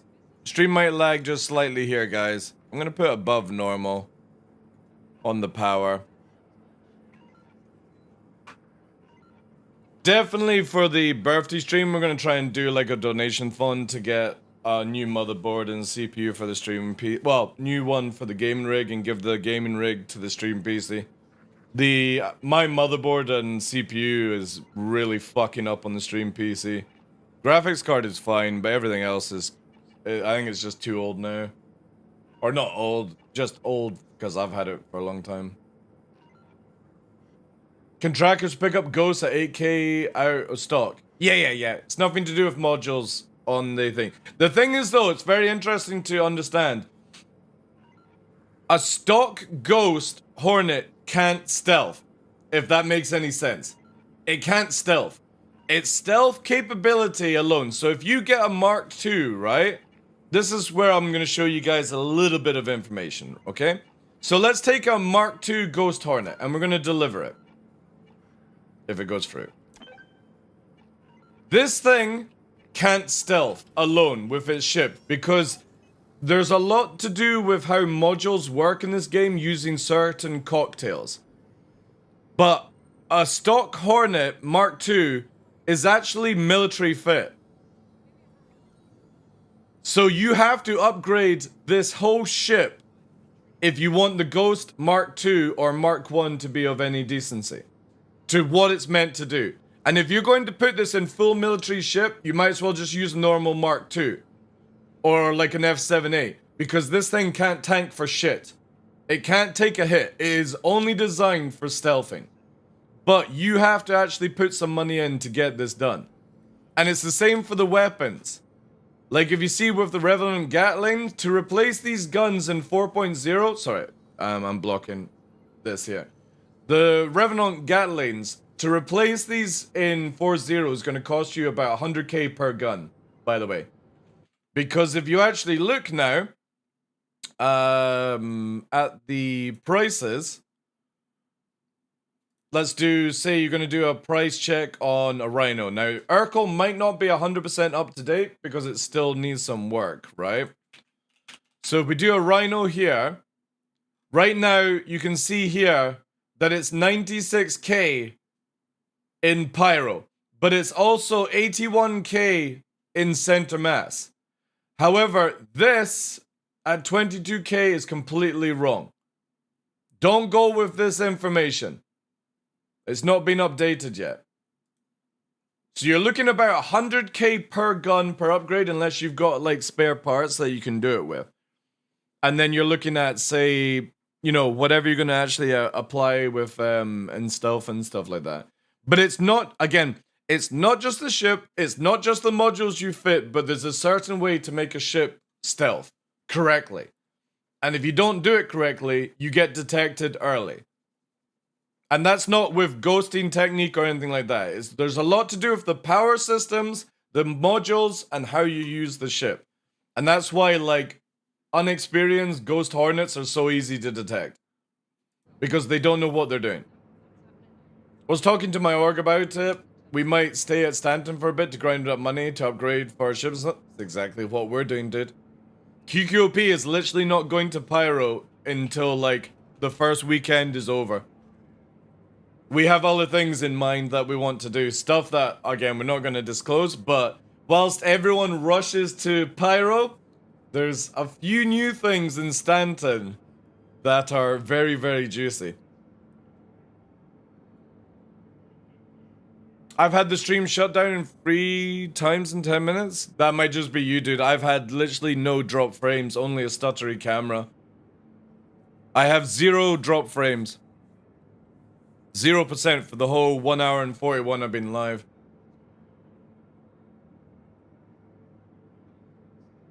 Yeah, staying in Stanton is actually very sensible. Weevil eggs got nerfed, by the way. So if anyone's like, oh, I'll do Weevil eggs went from 100k to 23k. So if you got 20k or 20 SCU of Weevil eggs, it would be roughly about like 4 million or something like that. It's, sorry, 2 million. It's now 400k. Yeah, there's new things in Stanton. It's not like major stuff, but yeah, you need to see. You need to see. Put the work in, chat. Trust me. Like, going to Pyro, you make money. Go to Stanton, you make money. Go to Stanton early, you might make more money than people going early to Pyro. But if you go early to Pyro, you could also make billions before other people do, depending on what you do. Like, there's so much cool shit in 4.0, hidden away. And this is before the combat zones.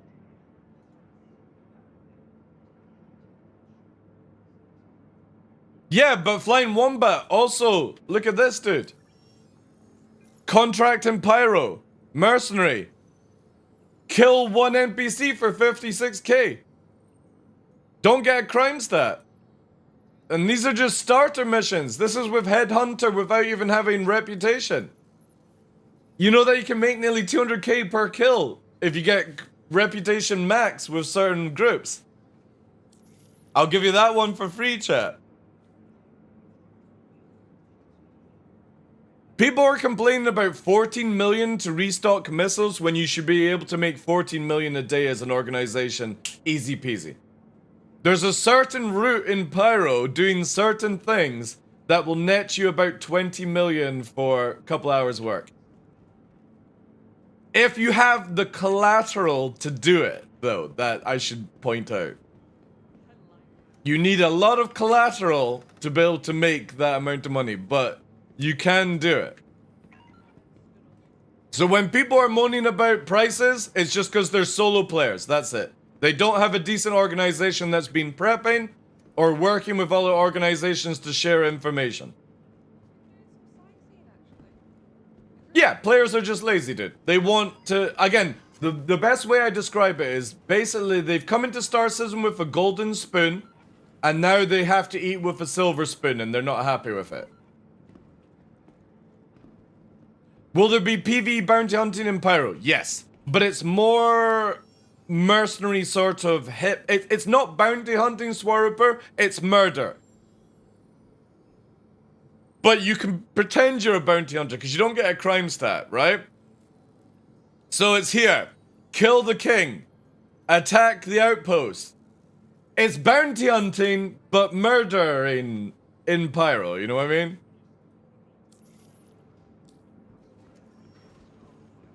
And then obviously you've got all the big prices for the bounty hunting in Stanton if you want to claim you're a cop, right? Again, look at it this way. You can pretend you're a cop in Stanton and you're a dirty cop in Pyro. You're still killing the target no matter what happens because there's no way to bring in people alive right now. So, yeah, I just look at it, murder is murder, right? No matter how you do it. They're like, oh, I'm a bounty hunter. I'm doing law work or whatever. No, you still murdered somebody. There's no way to bring somebody in alive and make money right now. So any mission you do that is combat, if you think about it on a technical level, you are just murdering somebody for money. Even with a blue status, you're still a murderer.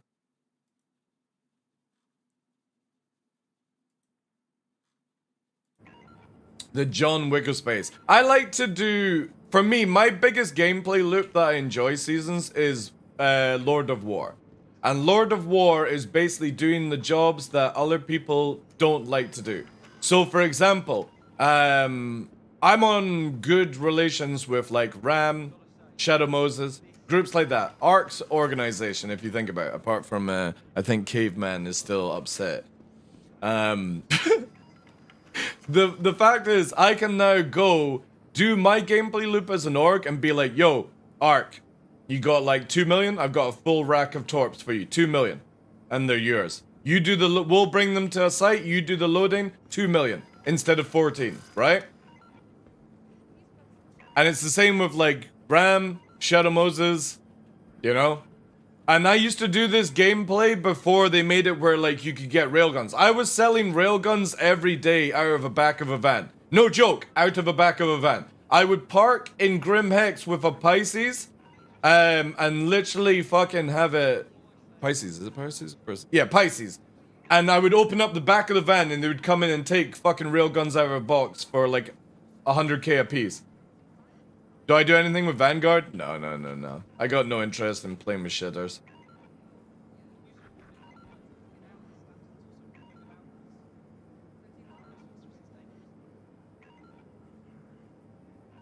I got a couple of orgs that want my head on a stick. Dude, I saw somebody like putting a KOS out and like offering up money and stuff like that. But you are playing with Ram? I'm not playing with Ram, no. I said on good relations with Ram, Gillen. I don't play with Ram, dude. But it's the same thing as like Shadow Moses. I don't play with Shadow Moses. But if I was to basically go, yo, Virgil, Gillen, I've got fucking 28 torps here ready for a fucking Polaris. Do you want them for 2 million? You know? It's gonna be first come, first serve kind of jazz, you know? That's what a Lord of War is. It's not somebody that's on the side, you know? Oh, alright. Well, you can have that banter with them. That's nothing to do with me. I'm a middleman person. I'll drop Ram off to attack Shadow Moses. I'll drop Shadow Moses off to attack Ram. I'll sell nukes to Ram. I'll sell nukes to Shadow Moses. I'm completely neutral. Whoever pays me the best gets my service. That's it. And that's what I love to do in Star Citizen. It's the same with key cards, right? You know how you do all these key card things? I'm the kind of person that will farm up all the keys and then offer them to an org to instantly go and get that reward. Everyone can get fucked for the right price, yeah. Daddy Cruiser. Nah. I'm not like, Cruisers never killed me. It's only the fucking Sparkly Crow. The Carrion. That's the only one I fear. Daddy Cruiser has been very kind. It's only that fucking crow.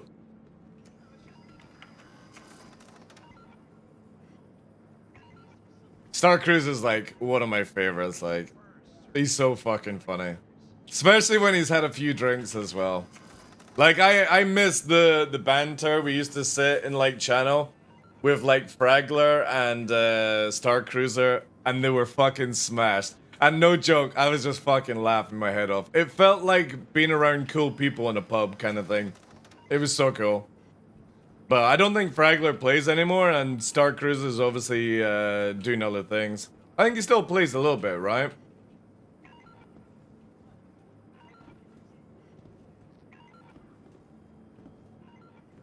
You remember starting in Eve, CCP came out and said play smart CIG is too Care Bear, and saying play smarter is very soft. Well, again, other like developers can shit on whoever, you know.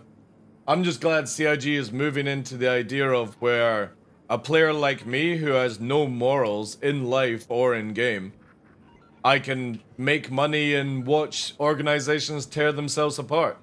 It's fucking sick gameplay, like. I have no loyalty to any organization apart from the money that they provide.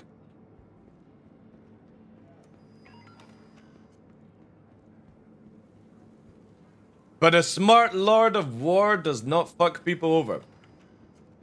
And that's for me, right? So when railguns came out very rare, people were buying them for $1 million, I sold them at 100k. And I had lines of customers fucking paying me 100k, you know, to get things done.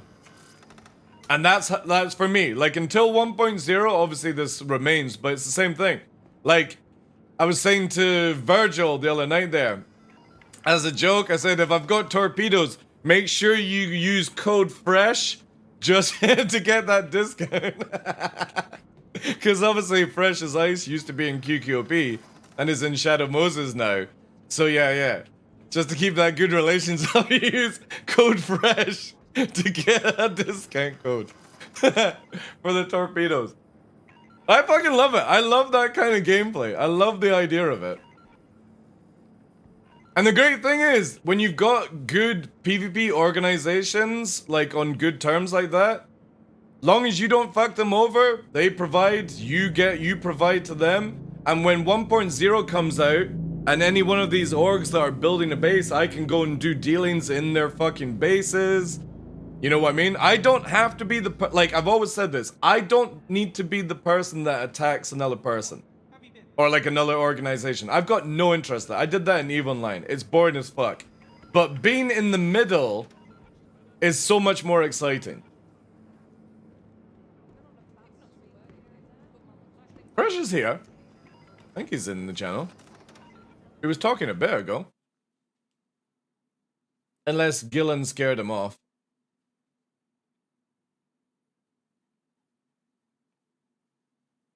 Did you sell? You can't sell, the prices haven't changed in 4.0, dude. So, sorry, 0.3. So it was all in, EPTU. I don't play live anymore. Dude, did you see his, like, must have been last day at work fucking outfit he wore? Please say you've seen that. Hey, Classfire, how you doing, dude? Yeah, because right now, 0.3, there's no point doing any of the gameplay loop in 4.0, Tano. None of it exists. Everything that I'm showcasing is in PTU. Also, I don't even think I actually programmed this to get repaired. Yeah, we've been yapping too much, I didn't even fucking claim. Yeah, they don't exist in inventory. It only is in 4.0. That's just a bug, I would imagine. Just a bug. Again, I don't, like, unless people are doing phase 1 to 4, I just don't see the point in doing any 0.3 gameplay. Unless you're doing, like, Arena Commander or something like that. I just don't see it. Like, unless you're, like, hunting Polarises or doing shit like that, there's no point doing anything apart from researching 4.0.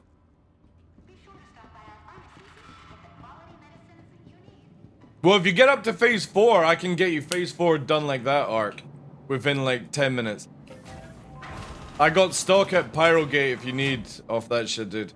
Floor 1. And the rest of the phases are super easy. What was it? It was room 2, right? This one.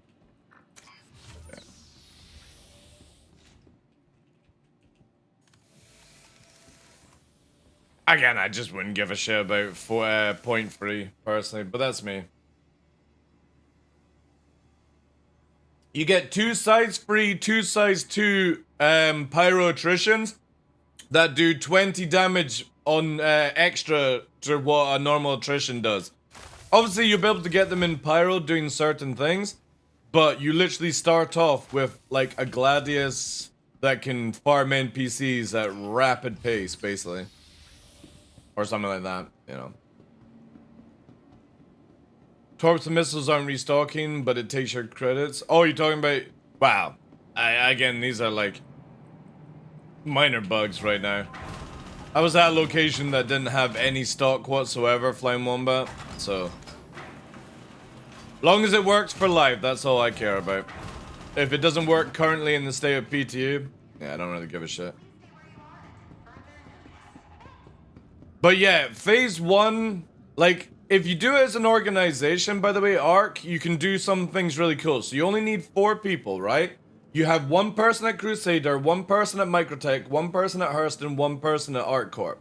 And you all share the missions, and basically that means you don't have to do any warping around. And phase 1, if you do the kill mission, only takes like 10-15 minutes. You have to do 6 of them. The second one is the same trick. But you can take 2 missions and share them, depending on what it is, and it's just kill. Which means that somebody in Crusader could do a mission while somebody in Microtech does the other mission. Phase 3 is obviously just kill the Idrises, but there's actually a very easy way to do it. Fire 1 torpedo into the cockpit of an Idris. Done. Because that kills the fucking pilot inside the Idris. Super easy. People are just too stupid. They're like fucking blapping away at the fucking engines and shit. Just fire a torpedo through the fucking face.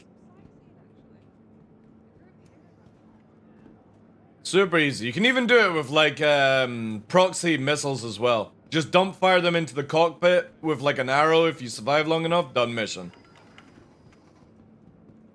Obviously CIG will fix this eventually down the line, but yeah, all you have to do is kill the pilot, and all you can just use is fucking proxy missiles that have like big radius.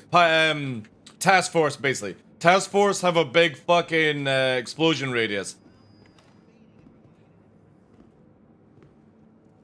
So don't use a proxy missile, use like a missile that has a big radius of explosion. And just stick it through the fucking cockpit and done. Oh, Advance is so good, dude. It's really, really good. And I'll show you why. And I'll do it in Arena Commander, because it's just faster than setting up just now.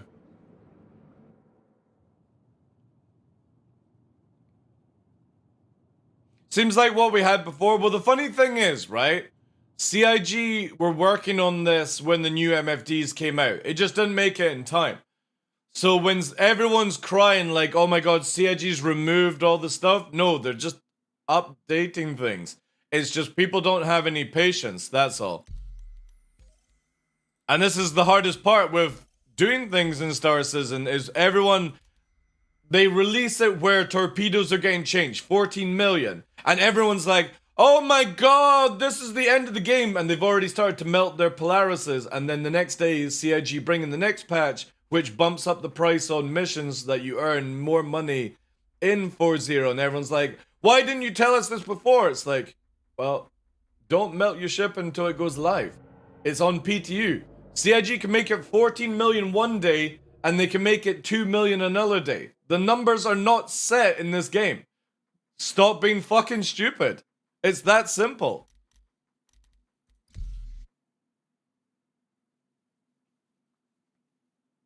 But everyone freaks out. I was having a good chuckle with,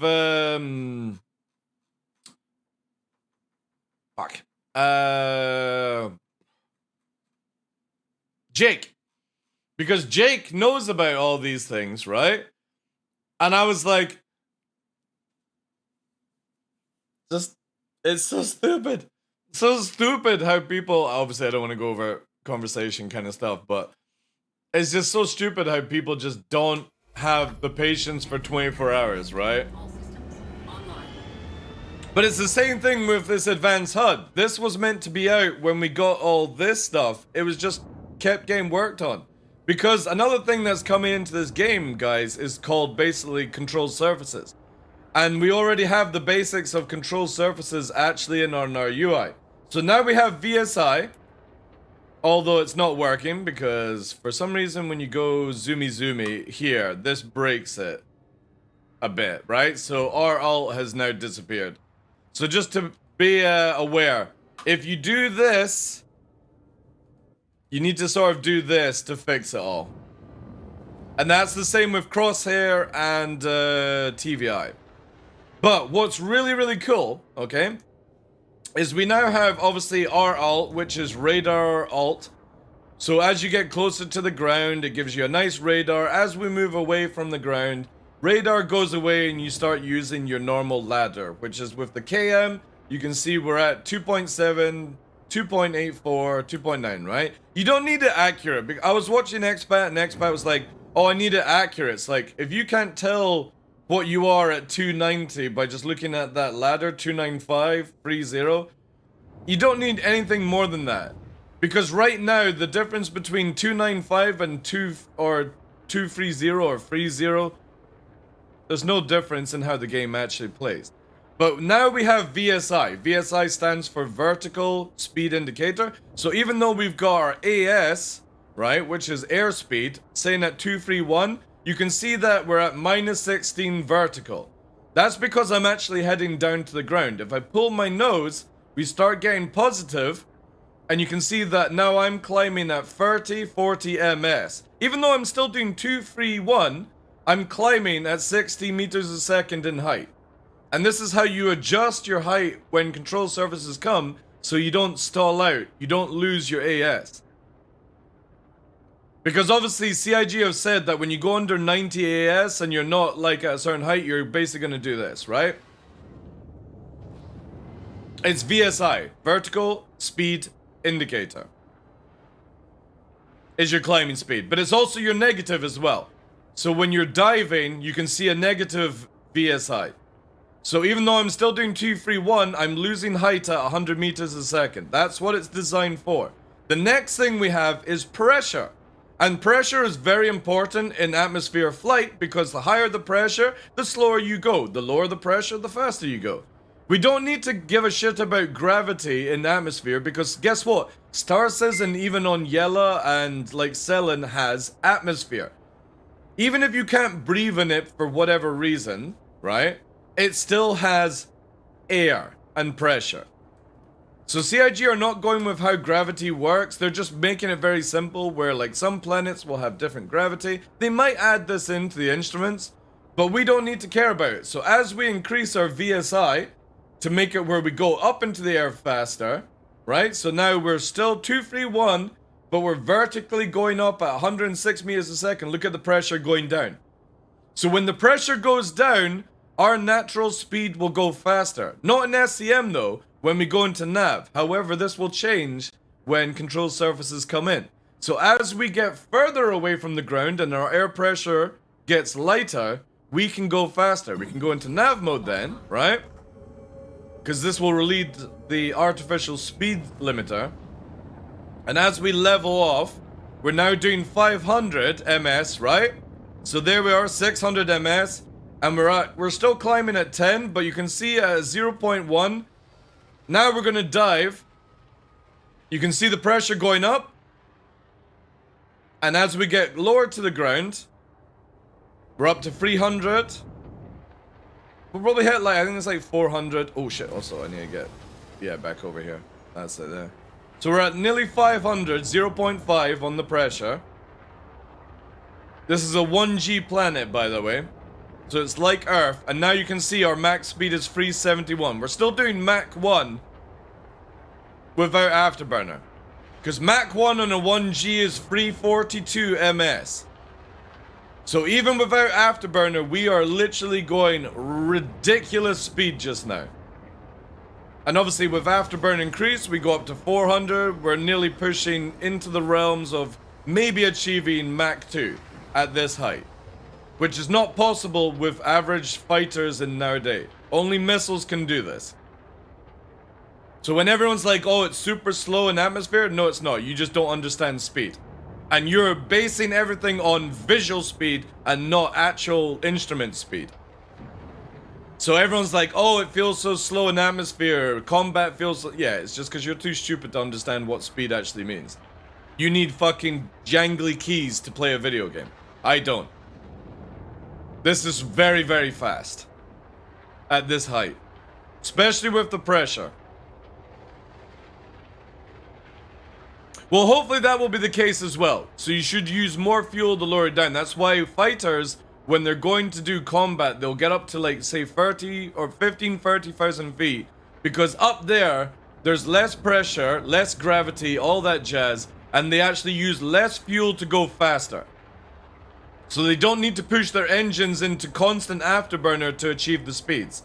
And we even have this in Star Citizen. We don't have the difference in fuel, but as we're flying around at 0.4 pressure right now, if I actually bring her up, and we go up into like 5k, 10k realm, which is around about nearly 20,000 feet in real life, okay? So we're heading up here now, 5, 6k, we're up. Look at our speed going up, and we're still not using afterburner. So we are naturally going faster with the same amount of thrust. 600 ms now because we've broken that, or the sort of gravity well, and obviously the pressure is so low up here. And that's what I love about these new changes in Star Citizen. We're actually starting to get realism to a certain degree. Obviously it's still going to be space magic, but you now can understand why your ship is going slow. Why your speed suddenly drops. So when you go like this, basically, see how my speed instantly drops? That's because we've gone down to very low VSI. Negative VSI now. That's why we're increasing speed, because we're pushing towards gravity. That's really cool. I can't wait to see what CIG add with control surfaces. Because again, if you go like this, you will then stall. Because you won't be able to bring your nose down. You'll literally go like this and crash. If you were to do like a cobra for a long time. And we have no idea if CIG want to add in the ground effect. Ground effect is basically like a bubble when you're moving across the ground, and only certain shapes can cut through the ground effect when you're flying. So when we're flying here at like Mach 1 now, right? We might not be able to do that in the future if CIG add in the ground effect. We actually get pulled into the ground and crash because there might not be enough air for us to move around in. Gliding sounds fun. You should be able to glide, yeah. Because again, what CIG are going to do is, you see how we can strafe and do this arc, right? This will kill you in cross-section. Or, sorry, not cross-section, control surfaces. Because you don't have any AS, which means that you will fall out the sky. Because CIG want it where you start banking and turning like this to keep that AS up. And then also raise the nose to get your VSI up, so that when you get to speed, you can pull it down and dive in. Because CIG wants this, and this is the biggest thing that I hate for ground troops right now.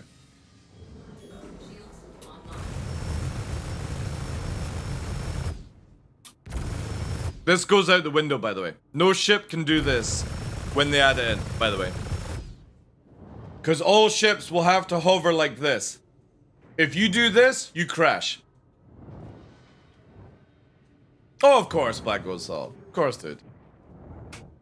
I've got a guy in the organization that goes into their DCS servers and fucking splatter cannons them when they're doing their sessions. It's funny as fuck.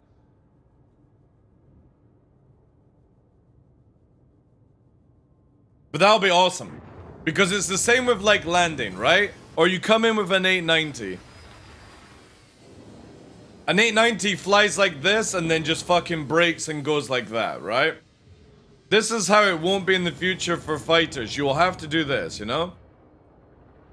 It's just really boring. It ruins ground gameplay, and I don't like the idea that fighters dominate ground. So for example, you would be coming in like this. Now we're under 90 ms, but we're slow, right? We're keeping our nose up. You can see that the VSI is still going down. We bring the wings in, and this is how you would come to a hover, basically, right? Deployed. Because you don't want to burn your engines when you're doing it. And this is how people are going to have to land. Landing complete. Nice and smooth, right? But people land like this these days.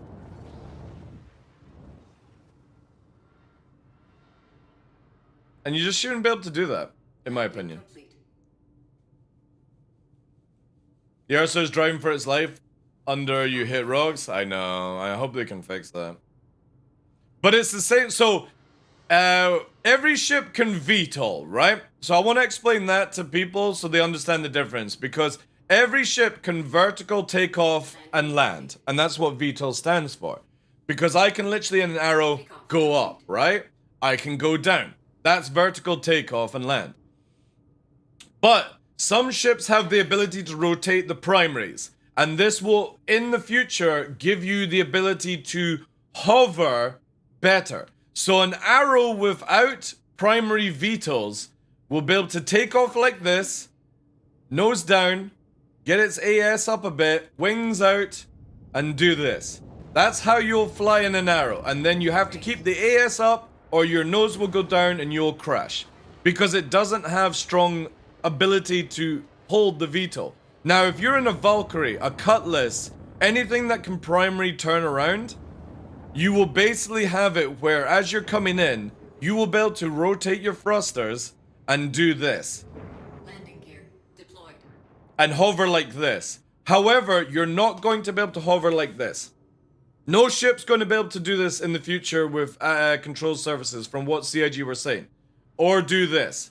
No ship, even with rotating. It just means that before your engines burn out like an arrow would, you can come in and do actual vertical takeoff and landing, yeah, dropship basically. Or like, make it easier for yourself. So they will have longer time in this state. A light fighter that doesn't have the primaries will have to get up to speed, wings out, and then catch the air. Because again, you're not going to be flying like this in atmosphere very soon. Flying sideways at fucking Mach 1. Not happening. No ship's going to be able to do that. Well, actually, funnily enough, the Prowler is a weird one. Because if you don't know, the Prowler, when you go into VTOL mode, actually literally fucking nose dives. Because it has no forward moment or forward movement, right? Because it doesn't have... The wee engines can't outweigh the other ones.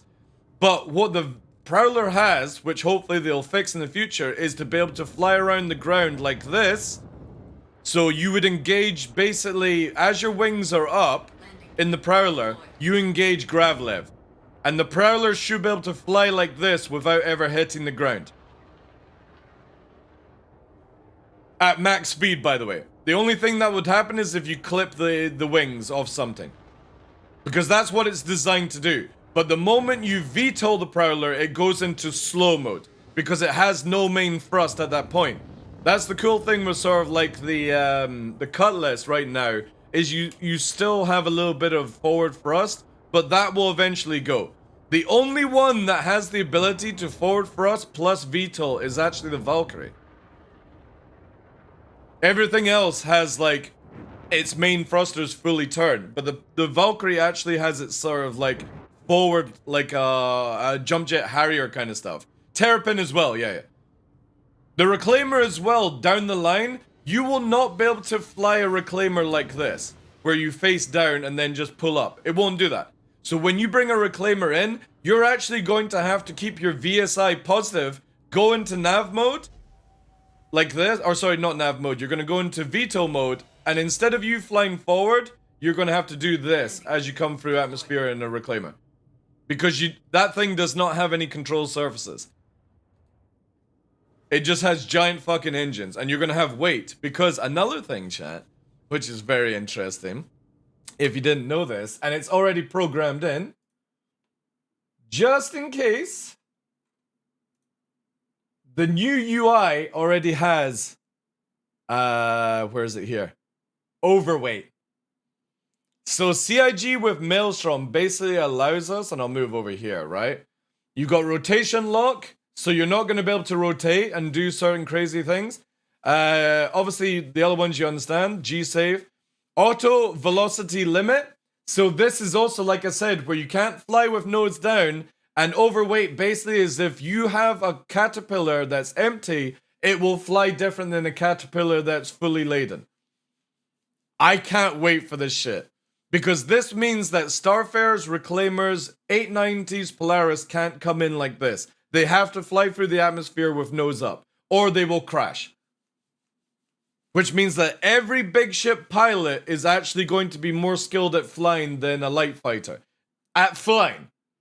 Not combat, flying. Because flying the bigger ships is going to be harder than flying the smaller ships. Because you've got more mistake to make. Bricks and atmosphere. It's going to be so sick, chat. I can't wait for this. And again, CIG can add in a little bit more stuff that we need. But right now, giving us pressure and VSI is really all that we need. If you wanted to be fancy, CIG could add in the gravitational effect. So you could see exactly how many fucking, you know, what gravity you're on. That would be kind of cool, to be fair. So you know you're on a 1G, you know you're on a 0.5, you know you're on that. You can go off on the pressure if you wanted to, but I think it would just be cooler and more easier for people to... Because again, it's not DCS world, right? So having it where underneath here would just be the G. And that would be for gravity, because it would probably actually confuse people with the G meter here.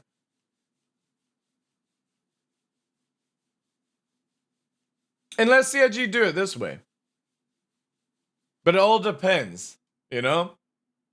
If you're stationary, it goes to 0.5. Because right now, I'm pretty sure every location, even in space, right, is 1. Let me quickly check. Yeah, exactly, but that's how it should be, though. You shouldn't be taking Starfarers into atmosphere. Doesn't need to be. Unless obviously you have to do an emergency like refuel and stuff like that, then that's a different story. But I like how we don't. Do we have a moon? Bloodshot is microtech. No, we only have 1Gs. Let's just see what space is like.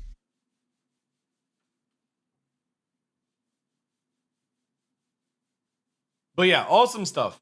Again, if you've not seen the new UI stuff, overweight, the auto limit is basically for when you lose your AS.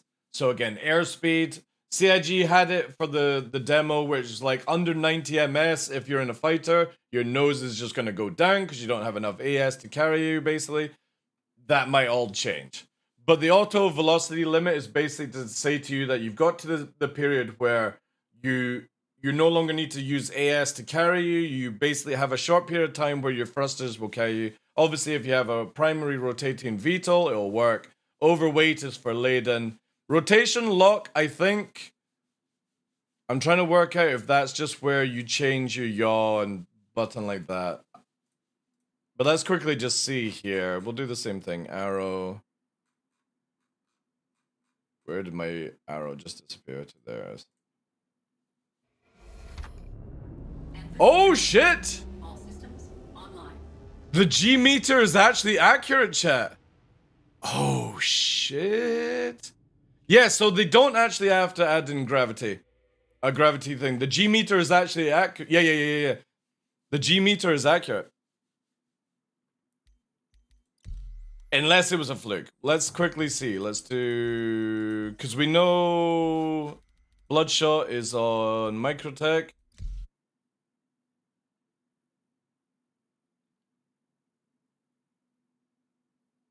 Again, CIG have done such a great job with this new UI. Or HUD, sorry. The only thing I want is the same thing that like F18, F16 has, is when you turn your helmet. And I can actually show it because I got Puppeteer to make me a DCS video to explain these things. Yeah, look! Oh, man. We're gonna go to Pyro 4 next to test this, but look. It's literally telling us right now. If this changes to under 1G, we'll go to a moon, because there's no moon in Arena Commander. But in space, it's 0.0, because obviously there would be no Gs if you're stationary. Or no gravitation force, I should say. And that's really, really fucking cool. But yeah, there's obviously atmosphere pressure, so the lower we go, the higher it will get, which makes you slower. And then obviously VSI for vertical speed indicator. So when we're going up, you can see that I'm doing 60 ms or 100 ms. But also my VSI is at 80. So I'm climbing 80 meters a second, even though I'm going at 190 basically.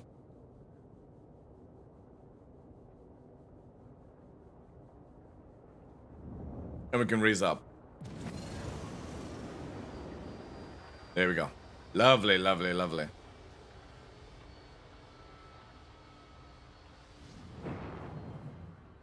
If we see an increment of 0.4, then... Well, you can see it there, look! If I now go to a halt, right? Let's quickly do this beforehand. 1.0 still, yeah. Yeah, we need to go to min. Let's quickly try this then. I'm interested to see if this actually is set that way.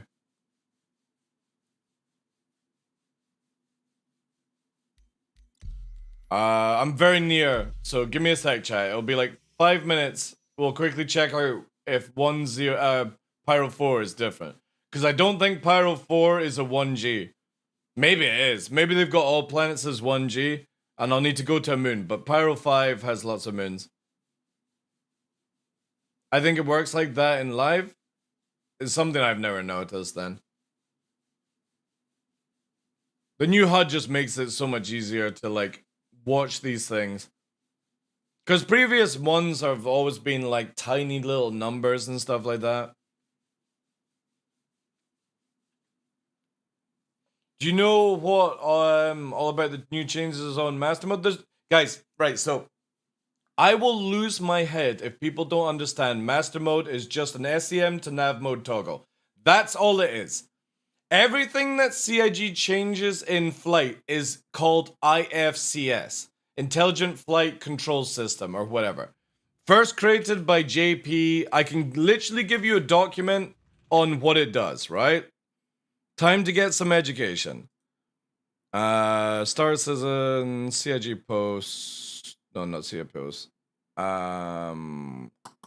Is it random? Tools? No, wait. It's under information, right? There, here we go. Alright? Go and fucking read this shit because I'm so sick and tired of people just constantly using the term master mode. Master mode is SEM to nav. That's all it fucking does. It does nothing else. Everything else, how your ship flies, is all governed by this system. And it's the same thing as when we get quantum boost. It'll still just be IFCS changes. So there, lots of information, go and read up, because JP put the fucking effort in all the years ago to educate people on what it all fucking does, yada yada yada, and this is the basic things. The guy was fucking awesome for the community. Right? Go and read that. Everything else, when it comes to master modes, is just simply a toggle. I just gave you the link, it's right above you, Wesson, right? Everything for master modes is just literally a toggle from SEM to nav mode. That's all master modes is, and all it ever will be, is a fucking button toggle. Everything else is how Yogi and the team dictate within the IFCS, which is your flight model, which again has not been changed since 3.10, by the way. Possibly going to be changing with the control surfaces, because from what I believe CIG want to do is have the IFCS that dictates for space and also has a completely separate thing for atmosphere. Because right now, they're both combined. If you change a setting in space, it dictates how it works in atmosphere. That's why atmosphere feels really sluggish right now. Because since they're working on space, atmosphere gets affected by it. But they want to break this away and have two separate things. Going the wrong way as well. They just add resistance. Atmosphere resistance has been always in the IFCS all the way back to JP. JP actually had a chat saying that he built a really good atmosphere model for the game. And it got shat on, sadly. And anybody that was around will know what I mean. When we had to come through atmosphere, you couldn't warp through atmosphere. You had to slow boat it in. So this is like 3.4, 3.5 before that when we first got the PU. But anyone that remembers 3.0 of JP's system, we literally came through the atmosphere and reclaimers, and if you didn't have your nose up, you would crash into Daymar because you were coming in too fucking fast. If you came through the atmosphere or from space to atmosphere in a Starfare and you were 10 ms over the limit, you couldn't slow down in time. It was so amazing. So JP's system literally had one of the realistic things we have, and it's been toned the fuck down because unfortunately, a lot of people in the Star Citizen community are too stupid to fly. Or don't understand flight. Which is fine. They tone it down. But again, we had really good system. And you didn't need to be a DCS sweat or a fucking Microsoft Flight Simulator enthusiast. You just had to have the idea that point nose crash, lift nose fly. And it was amazing. Really cool. So again, if Yogi and the team can separate the two, we're gonna be onto a really cool thing. Because it means that they can make space like fucking Gundams, and they can make atmosphere feel like jet fighters. Which I think would be awesome. Make it where we've got old pre-3.0 flight in space and sort of mini DCS flight in atmosphere. Win-win if they could do something like that. But right now they can't. You change one setting in atmosphere, it fucks space. Change one setting in space, fucks atmosphere. Because they're just a dampening system when you go into atmosphere. That's all it is.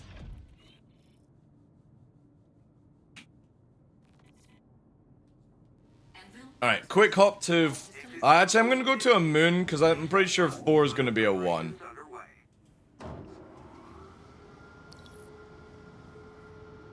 Takeoff complete. Interesting that this actually doesn't have... oh no, I suppose it wouldn't, right?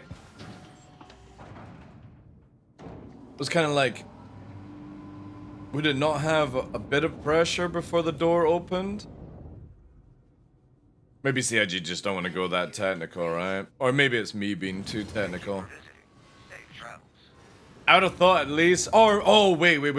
Maybe they'll add it in when we actually have the ability to, like, breach and create a vacuum, basically.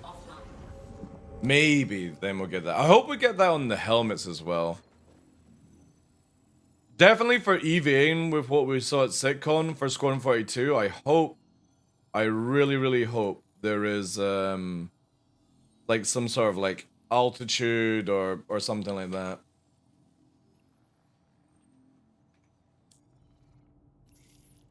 But yeah, whilst we're in a quick hop here, or a lining up, I should say. Let's just align up. Quickly check here. Yeah, this is the video I asked Puppeteer to make for me. For trying to explain, and I can't remember what it's called. So there's your normal HUD in the it's when it does this, and it basically connects to the helmet. I forget the term of it, but it's really fucking cool. This was showcasing where, like, people are like, oh, the red text. Yeah, so there, HMD. Is that what it's called? I can't remember what it's called, but that, I really wish we had this in CIG, Star Citizen as well. So when we move away, we just, obviously you've got there on the HUD itself, all the information, but we just get the basics here. It's so sick. It's really clean. And it's super simple. But yeah, what I asked him to do is, you know how everyone complains about the red text when you load to the atmosphere? I get that.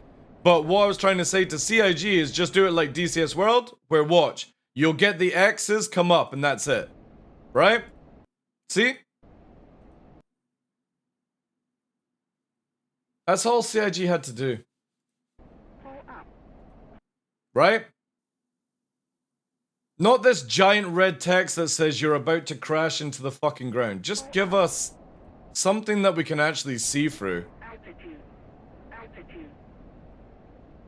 And even give us Betty at that stage. I'd be happy for that. I wouldn't mind that, because again, you can turn it off, right?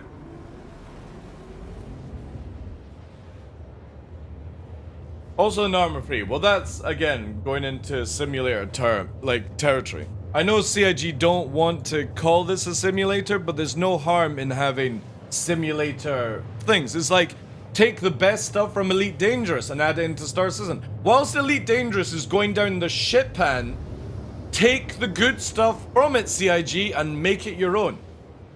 Nice, clean UIs, the ability to change colors, move things around, you know, whatever gets you there. Yeah, you can have a simcade, exactly. I'm all for that. But it's the same thing as we have a lot of DCS and flight enthusiast people in the community also add some shit from DCS World. Look how clean looking around is. Obviously our cockpits suck balls in fighters in Star Citizen because they're not fighters, they're like fucking coffins basically. But look at this. This is all you need. You don't need big fucking MFDs in the top corner like some weird shit. Just have this. And then make people look at the MFD. That's it. It's so beautiful.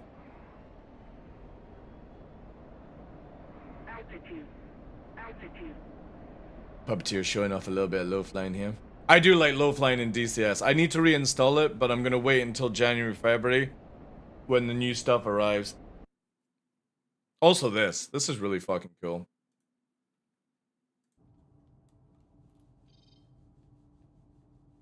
Oh, dude, VTOL VR is amazing.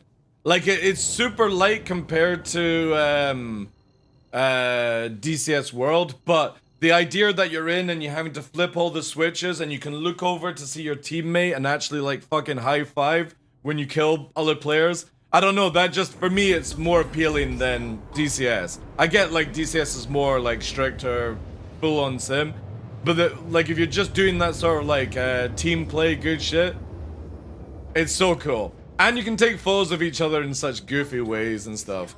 Also, unfortunately, CIG disabled the asteroid belt on Pyro 4, which is kind of a bummer, because I actually liked how you had to fly through it to be able to warp down. They've changed it because it had the old, shit like, yellow belt where you randomly explode, you warp in, you die, kind of jazz. It is what it is, but hopefully they can fix it.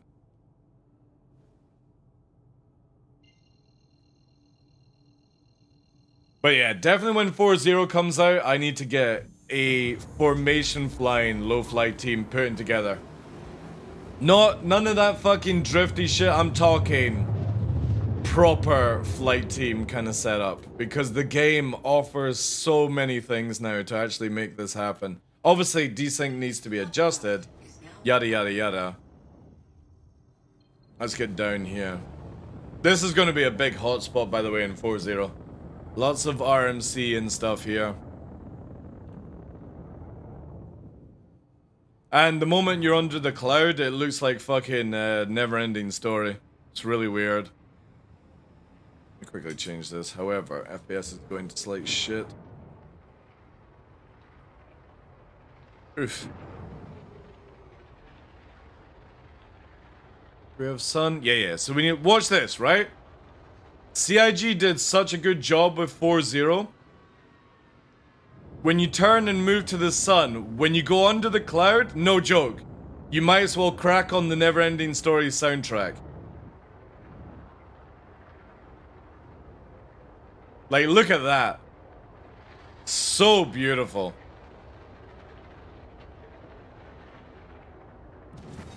Also, I don't have TVI again.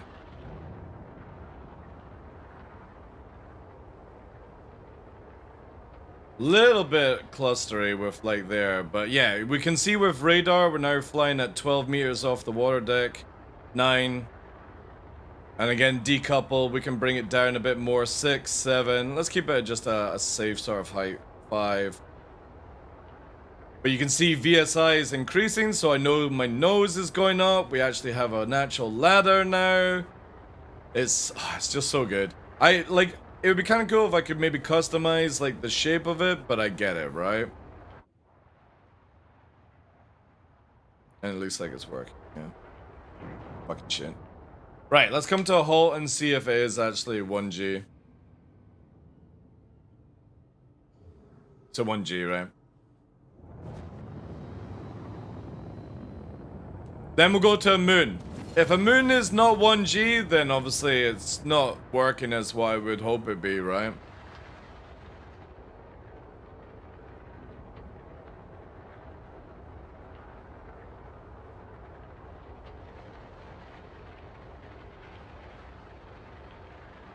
Oof.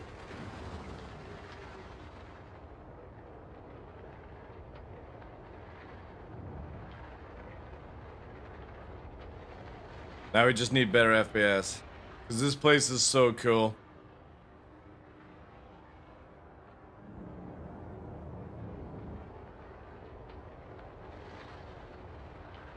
Right.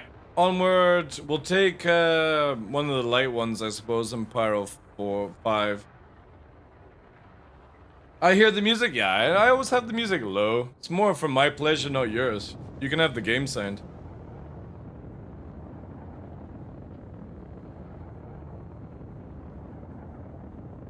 I actually need to adjust it. Maybe a little bit.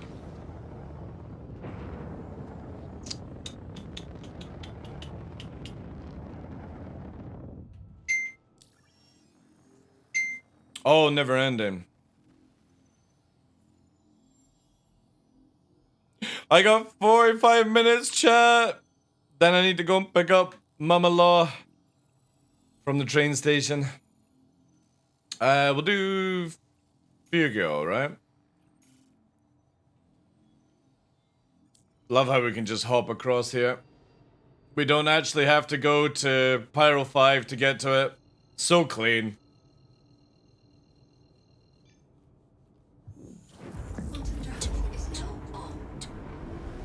Yeah, definitely. I need to maybe take a day off, and I'm gonna watch Arcane Season 1, Season 2 back to back again.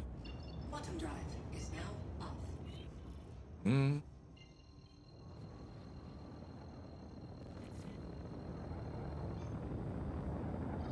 And also we got the second season of Blue-Eyed Samurai coming up as well. There's some other stuff. New season or the movie of Demon Slayers.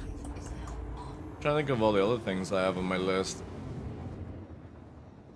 Lots of cool stuff coming out next year. Early Q1. Now, if CIG could just get it sorted where the power system does not reset whenever you warp and do stuff like that, I'll be super happy. If anybody doesn't know, what happens is, when I go to here, and I'll set up power, right?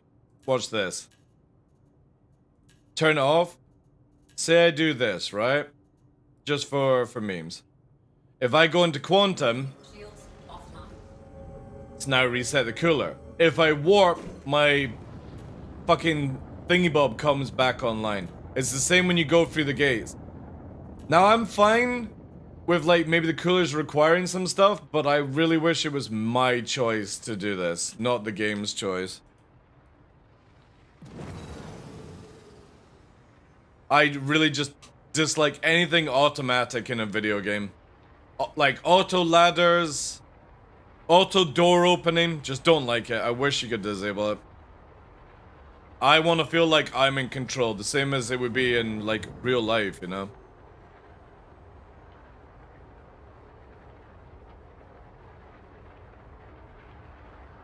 Well, no, I'm still using default. Still using default.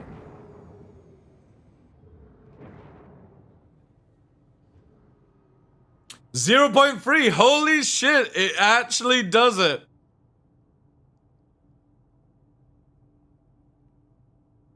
Now you're saying this has been doing it in live as well? Now was that ever since 24 or has it been doing it beforehand? Because I've never noticed that the G meter actually gives you an accurate atmosphere like gravitation. I can't remember what the command is to actually do. Wait.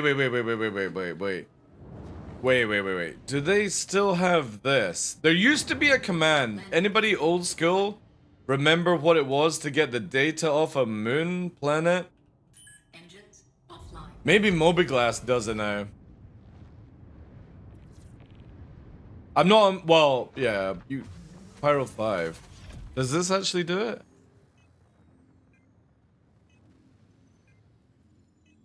Shit, it does. Sick. Is it accurate though? Oh no, wait, that doesn't do it. The thing. Oh, look at that as well. That's cool. So Mobiglass actually does this now without a command. Danger as well. What's HP? Well, wait, that's the thing there. Temperature, radiation. Yeah. There's no other information we get, right? No, that's all we get just now. That's fine, to be fair. Look at that. Whee! Awesome! Cool, so we actually have an ability to collect data without actually getting out of the fucking thing. The question, does Mobiglass actually update when you're in the ship? Yeah, but what does HP stand for again? I know that's the pressure and stuff like that, but I can't remember what HPA stands for. For some reason, I got hydraulic in my fucking head, but that's incorrect. See, now it's 1G, right? So it bases off inside the ship, but the ship then tells you the pressure. So this is 1013 inside the ship, and it's 0.95 outside. Let's see if this is accurate then. Hector Packles.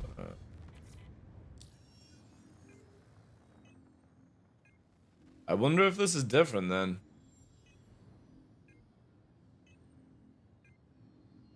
That's cool though. That's cool. I can use that information. That's fine. Again, none of it really matters until we see control surfaces added in and all that jazz. What we can and can't do with the fighters. The cool thing is, though, is apparently, and I don't know if this is 100% true because I've not managed to actually get a hold of the guys recently, but apparently they want Maelstrom to snap wings off at certain Gs. And I'm all for that. Like engines, stuff like that, falling off if you pull like high Gs in certain atmospheres and stuff. Now, I don't know if that's true. It could just be fucking little rumors and shit, but technically you should be able to do it with Maelstrom. Technically. So what are Crusader ships just going to do? Split in three? I said wings could fall off, dude. If you actually look at Crusader ships, they are just a wing. But for example, like little tips on the F8, for example, could snap off, and they might actually affect how you fly in atmosphere. We don't know what they're gonna do with things, right? Well, that's another thing. A Corsair could completely shear its wing off, depending on how they set it. Again, I doubt they'll do it to like realism, right? Well, that's something as well that I was just about to bring up, Beast, is I can't wait because Yogi said this, right? He said it in his video. But also, when I met Yogi at SeasonCon, was like the idea that you are going to be able to strafe run on the back of ships and shut down their engines by putting ballistics through, basically. And then they would have to glide in. But also, you can shear off wings really easily right now with ballistics, which is super cool. So, if Maelstrom actually affects how flight is, because you know how if you break a wing off an arrow for some weird ass reason it can still fucking fly. You shoot an engine off NPC Mantis, it can fucking spin like a Beyblade towards you and chase after you. This should technically go out the window with Maelstrom and like proper control surfaces. Cause there's a lot of weird magical bullshit, right? But then this is where we go back to where CIG were talking about time to kill changes to time to down. And I can't wait where if you, say you're in a dogfight, arrow versus arrow, and you shear off the wing on somebody or shut their engine down, they spin, crash on the ground, and you have no just instant death. You have that down state, you can then rip them out the cockpit and do all that interaction. Because that's one thing, like I appreciate there's the explosions, right? But in atmosphere, when you down a fighter into soft death, it's a guaranteed kill. There's no ejection or anything that works like that. I would love it where like a fighter basically crashes into the ground and you have to do proper recovery.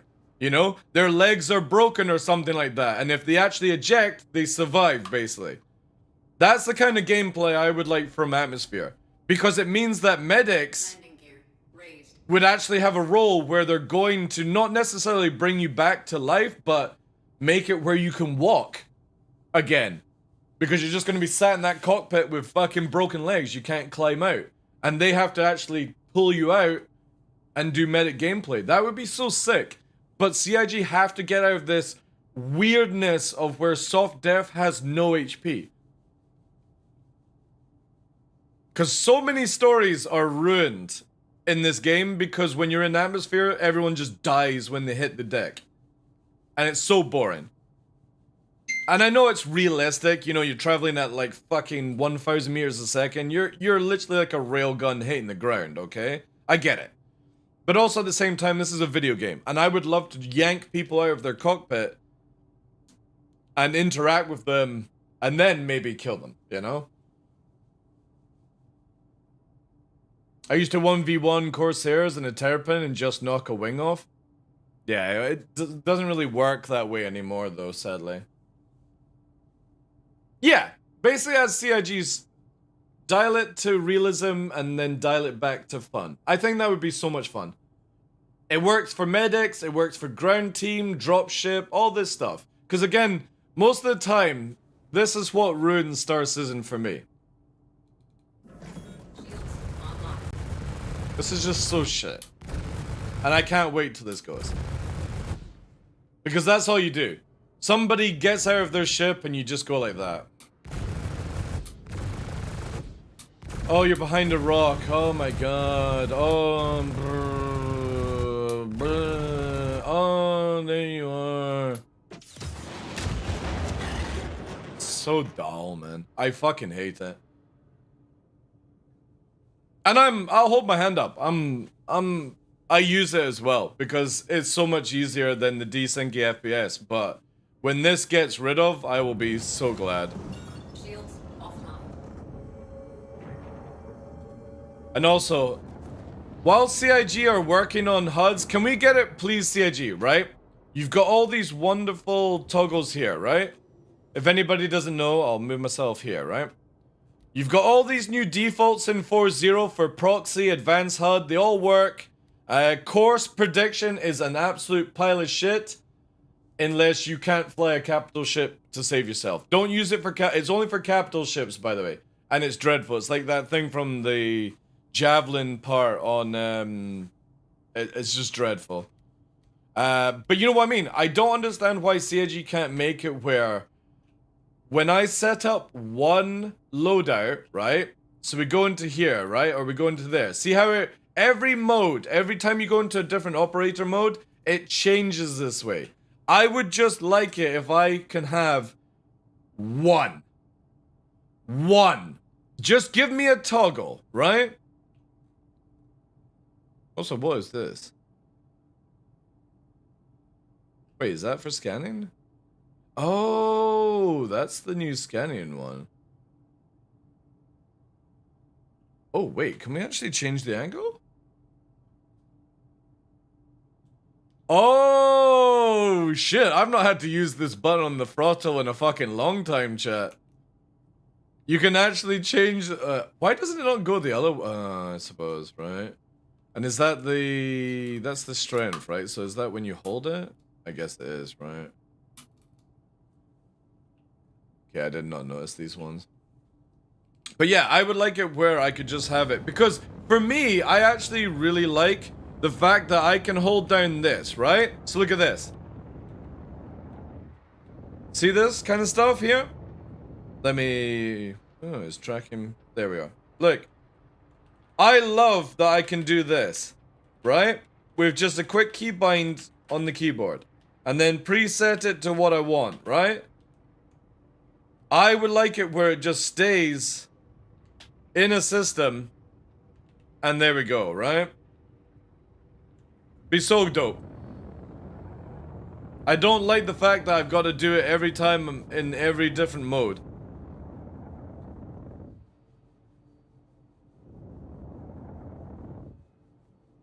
It'd be like scanning. I think it's the percentage is obviously the readout, and then I think the one on the top where it looks like 3 little waves might just be like what's it called? Like you actually holding it down, so maybe power allocated to it. I don't know. I'll need to test it out.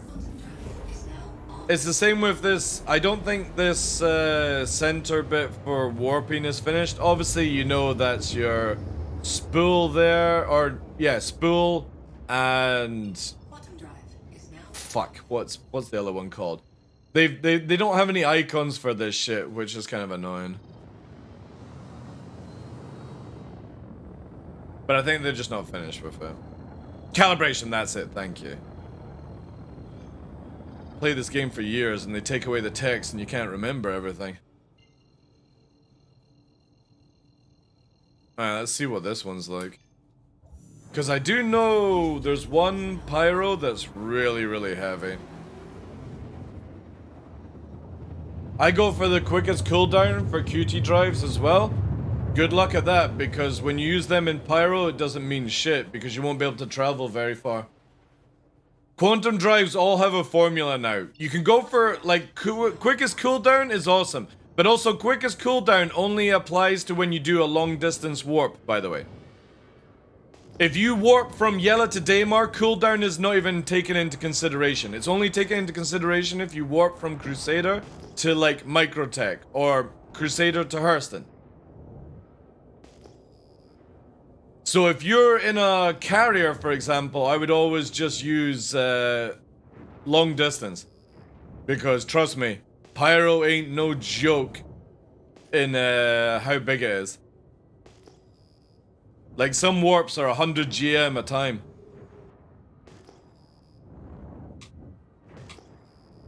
Now, if only we had a light that worked, right? There we go. So what are we actually on here? So this is 0-3 as well. I will be very interested, chat, if, what's it called? Is different. I try and remember the name of it. It was super heavy when we were last there. I think it's Adia. Yeah, this is it here. Really cool volcano sort of area. I'm pretty sure this is super, super heavy. Either that, the atmosphere system on it is just broken. But we'll use that one as a test. Paro, Ignis, Paro, Adia. I do like this area, man. This is probably my favorite place so far in Pyro. 5 and 4. And I like how 4 is actually a planet and not just another moon around 5. So beautiful. And this is not even on Tech 5 yet. Tech 5 will hopefully take away the CPU nonsense. Oh no, chat, I've only got 15 minutes before I have to drive. However, getting McDonald's. Not had McDonald's in like a month. Fucking long distance. I need to get my own car. Or a bike, chat. Watching Noodle's streams, just lurking as he's biking around, and I'm like, fuck. The FOMO is real, that's for sure.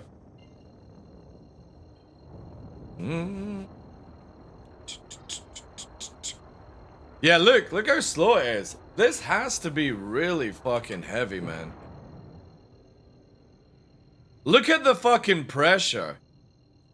Holy shit. No, wait.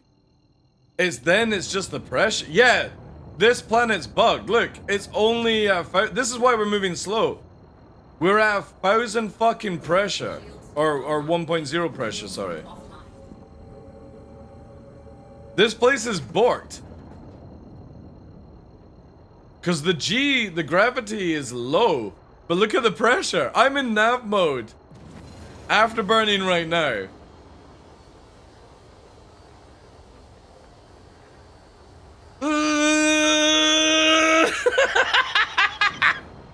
My god. I'll get there eventually. If anybody hates slow atmosphere flying, don't come to Adir. Look at it. It's locked. Yeah, I'll need to try and make a report on this. I don't think it should be locked at 1.0. 275 in nav. Might as well just be in SEM mode at this stage. Probably go faster. Oh no, it won't go faster. Holy shit. Yeah, this place has to be broken.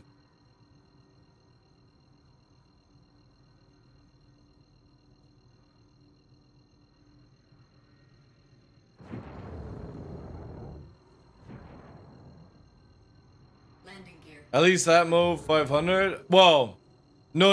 It's nothing to do. It's because the atmosphere pressure of the moon is broken. That's why it won't budge from 1.0. That's why we're moving so slow. Engines offline. If you go to anywhere else, you get pressure readings. Higher you are, the lower the pressure. Lower you are, the higher the pressure. This has super high pressure, unless it's designed that way. But does CIG never want us to travel in this thing? See, look at that. It is broken. There's 0. And gravity is really light. So yeah, it has to be broken within the system. It's really pretty as well. It's like diamonds and shit all over the ground. Or whatever it's called. I can't, it's not diamond, it's God, that's really beautiful. Such a shame. But yeah, I noticed this in a couple patches. I'm gonna have to try and... I don't know who to ask about changing planet atmosphere stuff. I actually don't have a contact for CIG for that. I wonder if maybe K Winter could pass me on to somebody. But yeah, it's locked at 1.0 pressure. That's why we can't move. It's nothing to do with the gravity, because the gravity here is 0.3. Like all moons. So every planet is 1.0 gravity, every moon is 0.3. Actually, no, I take that back. We'll have to go to Selene. Selene should be 0.1, I believe. But because of the pressure, I can't get up to speed. Yo, Echo. We're just about to go as well. Sorry. Thank you for the raid. How was the stream, Echo? What were we up to today? We found a fantastic bug planet, moon, in Star Citizen, where the atmosphere pressure does not budge.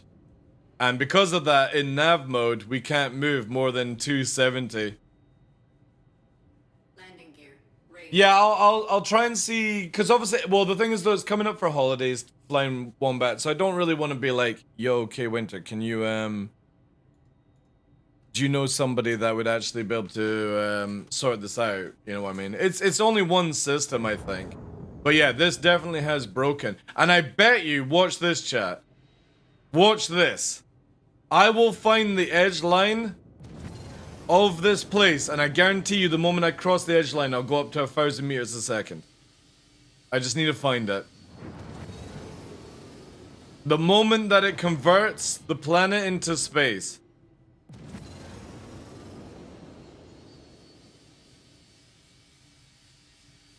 But yeah, thank you so much for that raid.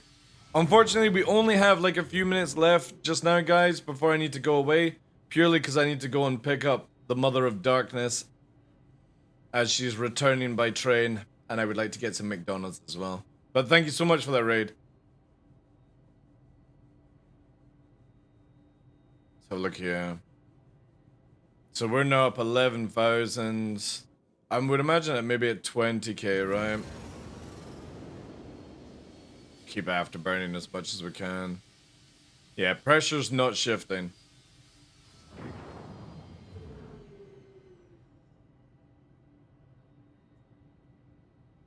So we're at 15, 16.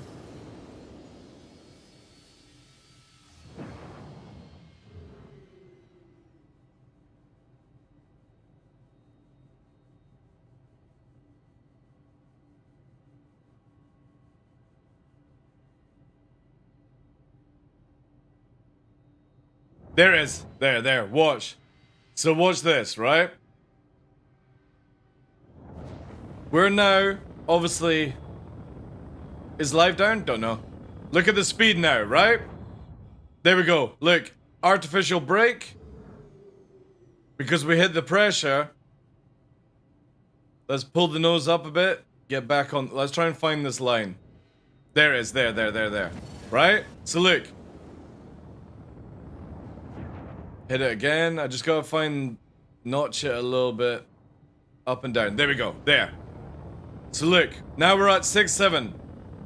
900. We're going to go to max speed because we're out of the way atmosphere is. And look. Straight down to 272.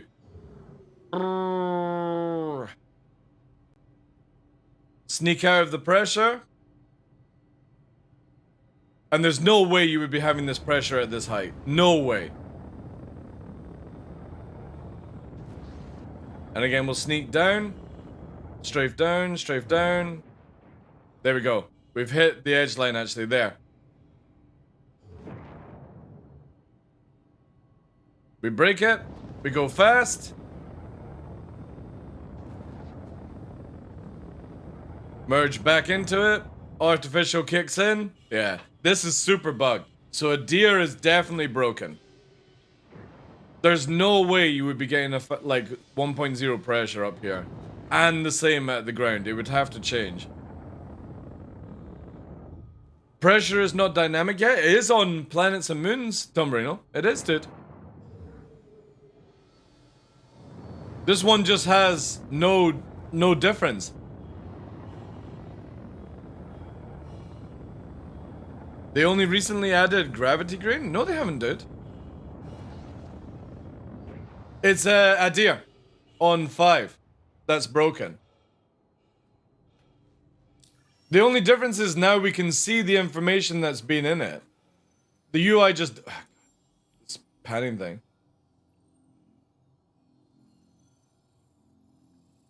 So we're on... At Pyro 5, and it's called Adir. This one here. Gravity has less strength the more you're up. Yeah, but not in this place. Watch, look. I'm traveling at max speed. As soon as I enter the atmosphere, dude, it's gonna hit 1 on the pressure and lock me down. There, look. But look at the side. The pressure does not change. It should not be 1.0. But I've been to like multiple places and the pressure changes. This one just is locked at 1.0 on the pressure. That's why you can't fly fast. I'm in nav mode in an arrow at this height, dude. And I can only do 300 ms in near a full vertical dive. 370.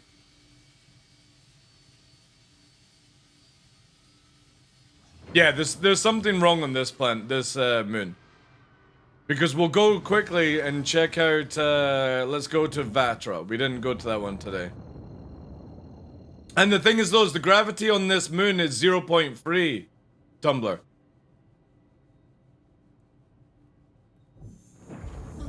So where the fuck is it getting a 1.0 pressure from?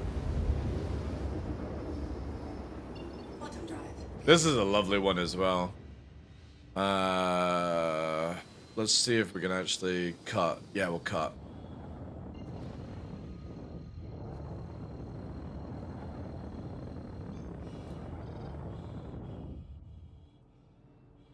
Come on. No, it's just not changing. That's all. All systems. Alright, that'll do. Aerospace. All systems. That should give us enough height to travel down. Oh no, the noise. All systems offline. Oh no, that noise is back. Aerospace. All Oof. systems online.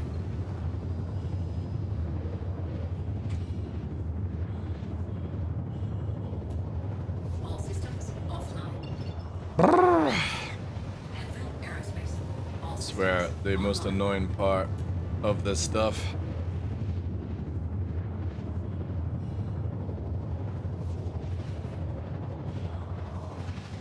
Oh, if you don't have that, that's a bugged account. You need to reset your account then. It basically means your account is lost in the void. If that happens. I normally get that when jumping through jump gates or like the server lags out or something like that. Let's dive down a bit here.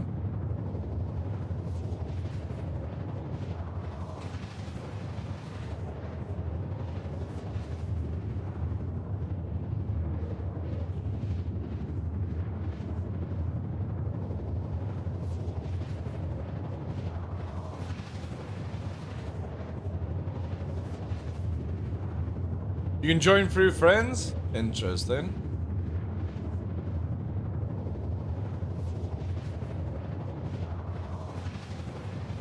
Holy fuck, where is this? See, look, there, we're at 0.0, now we're gaining pressure, right? As we go through. So there's dynamic pressure. And we've had this in the game for fucking years. It's just never been visible.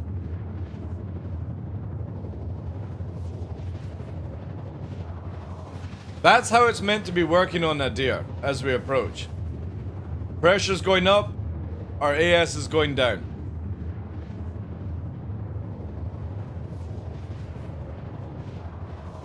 Also, wow, at the red.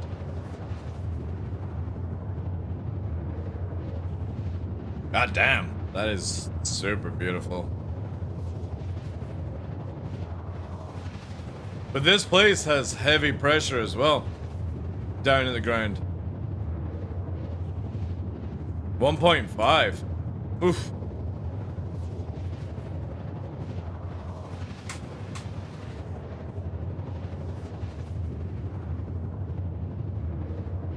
I definitely would say CIG need to make some adjustments on these.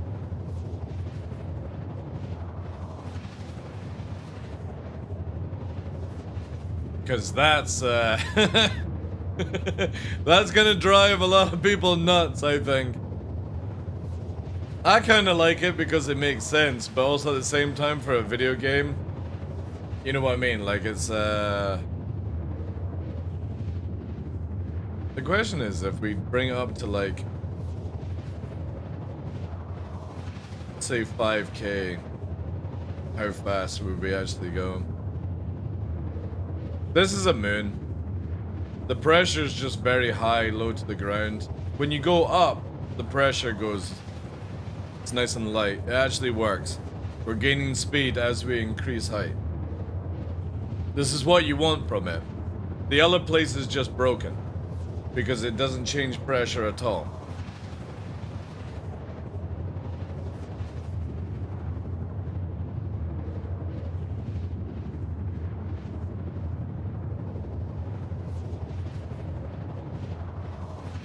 Because we're now coming up to 5 km.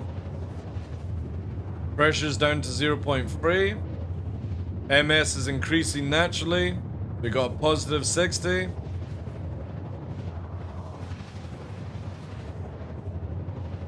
This is a moon, so if I come to a halt, it should be 0.3. Unless CIG have got it really heavy though.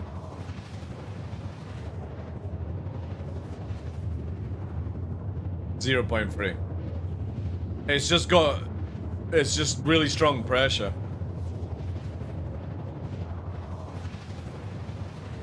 And I'm fine with that. I don't want everywhere to be boomy and zoomy. I like the idea that you have to get up to... Again, I can't remember what the conversion is for like 30,000 feet in kilometers. I think it's like, what, 15? Is it double? Or maybe it's 10. 10K for 30,000 feet? That's what I fucking hate about kilometers. Ugh. Kilometers and meters per second. Ugh. Right, there we are at 10, right? So now, yeah, we're literally cruising. We're doing just short of just short of Mach 3? Yes, Mach 3. Give or take.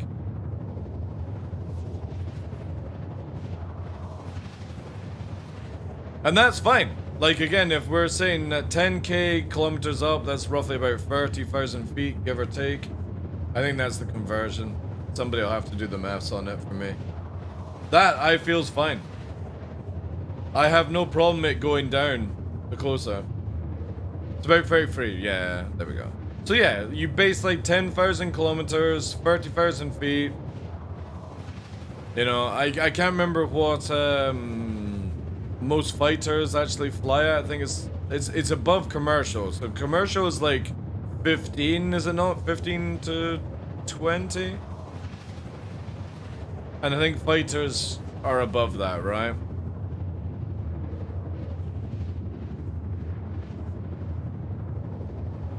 And as we go down, it slows down, yeah. Yeah, again. Let me quickly warp, guys, so I don't have to fucking listen to this noise. Thank you, Flame Wombat. Appreciate it. Yeah, we're back on tomorrow, guys. I think we'll do some actual, like, low flying tomorrow. Because there won't be a patch out today unless CIG are working on Sunday, which I doubt it, but... Yeah, this is really, really cool. I'm loving the HUD changes. I just want to be able to turn my head and get information actually on the helmet. Again, another toggle that people...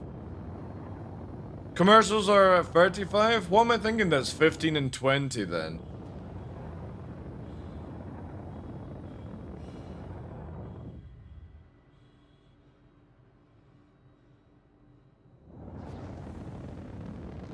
Oof. Man. I can't wait to see what Nyx and stuff is like after seeing Pyro. The jump up in quality from Stanton from all these years is insane. Private jets? Right.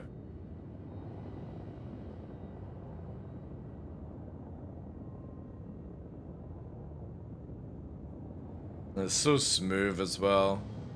Such a shame that when you're here, look at that, 110 FPS inside the cockpit in 4K.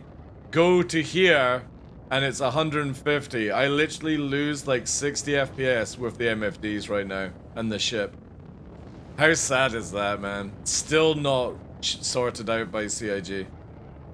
Which just means that all the UI stuff is just like the map system, it's just a UI change, that's it. It's not actually been optimized like I was hoping CIG would do. It's not a full rework. This stuff here. It's just a visual display like the map. Because again, look. 110 on 4K. 155 by just getting rid of the ship and the HUD stuff. Fucking mental, man. This whole process just pisses me off, but one day. What's our time just now? 42. Alright.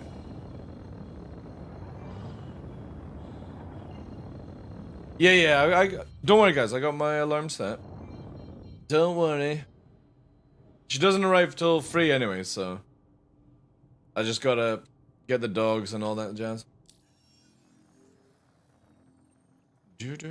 Long as I'm out of here by 2 o'clock. That's all.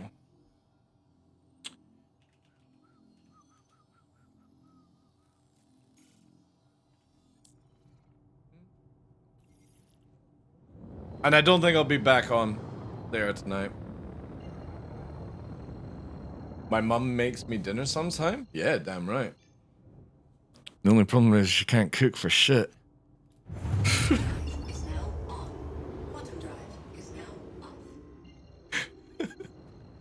If my mother was here, she would agree with me. My mother is really bad at cooking. But I enjoy making the meals. I enjoy that.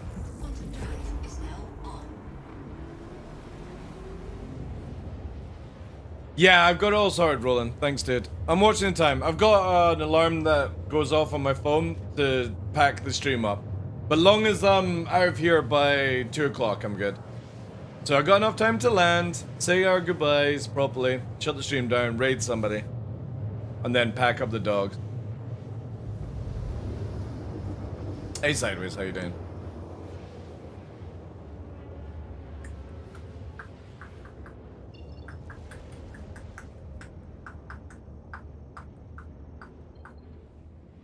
And she's been to see my brother and his family. She went away on Friday.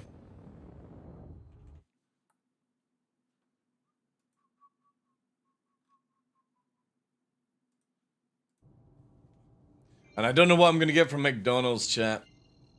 Haven't decided.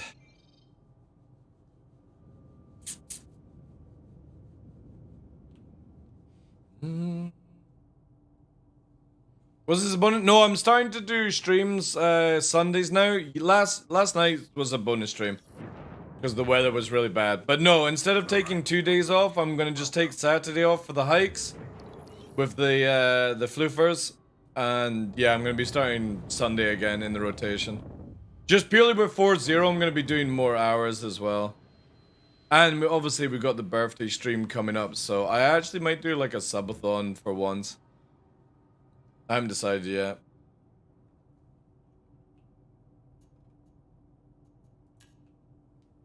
Shields online. How smooth it is though. However, the hangar is not loading. So we can't do an actual runway land. Gear deployed. Also, there's somebody's fucking ship in the way. Get out of my instance, you little shit.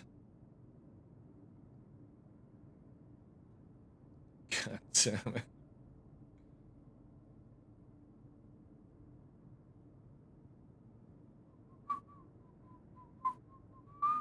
Landing complete. Engines offline.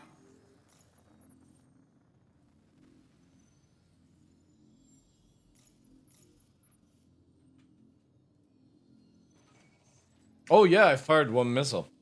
4.9k to rearm it. Nice. Well, good luck getting neutron repeaters. Because they ain't viable.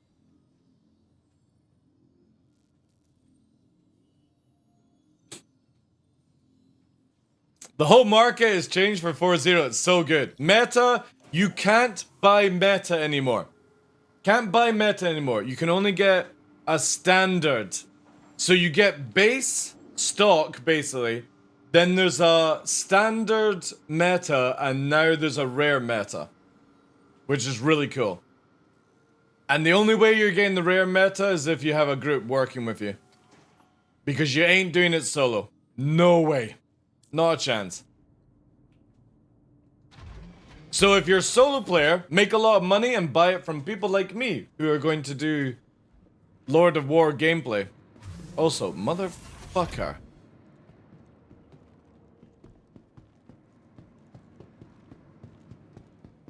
But you can buy Panthers and stuff, but Galdrines are like 260k or 280k. So good, man. The prices are insane. But because of all the missions and stuff, commodity changes, like it's balanced out really well. CIG have done a good job. Quantum drives have changed, meta has changed, missile spamming has changed, and eventually, I do know that Yogi is wanting to now work on advanced IFCS stuff, which means hopefully we'll soon see people not being able to backstrafe at high speed anymore. Which will be amazing. Get rid of this backstrafing fucking wiggle bullshit that the game provides for combat.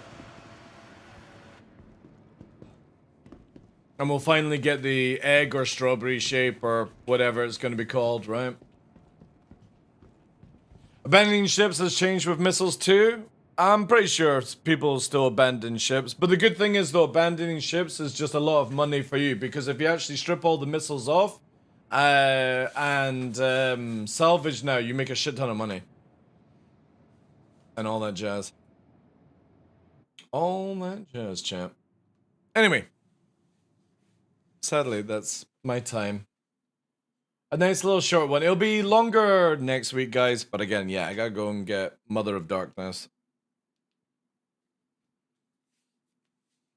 It is Arc, dude. 4.0 is so good. It's so good. And it's not going to really change for solo players per se, but for groups and groups working with other groups, it's so good. It's really, really fucking good.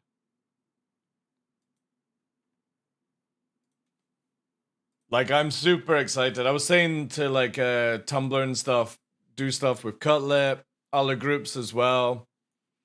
Like, get involved as well with you, Arc, like if I'm streaming and you're streaming kind of thing. There we go. Cuckoo!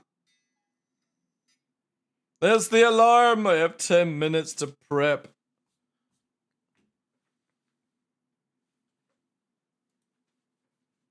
But yeah. Star Citizen 4.0. Who'd have thought I would be super excited for it, but I am. And I can't wait to start the 0 to Lord of War. Everyone does 0 to Hero. I'm doing 0 to Lord of War. But the cool thing is, though, as a Lord of War, I start with 1 million UEC on day 1 of 4.0 live. Because that's how a real Lord of War begins. None of that fucking 0 to Hero bullshit. We just always start at fucking max. Get my commodity shit up, get my mission rep up. Within the first weekend, probably be sitting around 20, 30 million with all the work we've done. And then, yeah, Lord of War begins, guys. Get you those fucking railguns, those torps, all that shit. Hijacking. Every self-made billionaire started there. I'm very excited. I'm going to be putting a lot of time in 4.0. Working with groups as well. I know Mike wants to do he's doing stuff with his organization, but I do know Mike loves doing the Lord of War sort of gameplay loop as well. He likes to do the weapons dealing and shit like that. So I might also see if Mike wants to work together, because we're on at the same time basically. So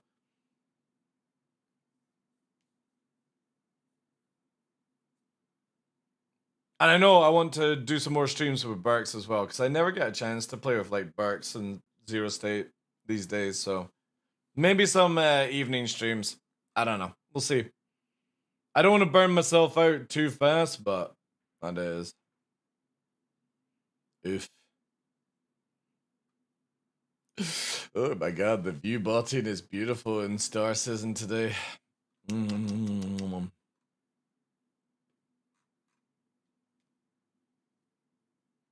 Hustling weapons gear, it's really cool. I love it.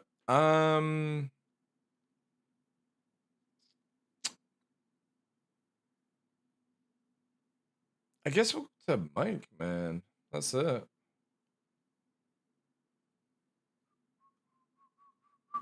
Go and see Mike.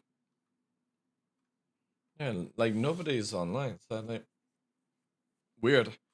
Normally Sundays are good. Either that, we can go and see Path of Exile 2. We can go and see Nettie playing Indiana Jones. But I think we'll just go to Mike, right? He's got the podcast coming up. Let's check out what he's up to just now. He's in a Polaris. Yeah, let's go to Mike. Awesome, dude. Hopefully get to maybe play with Mike as well. Nettie is, yeah. But we'll keep it in Star Citizen. Plus, his podcast is about to start.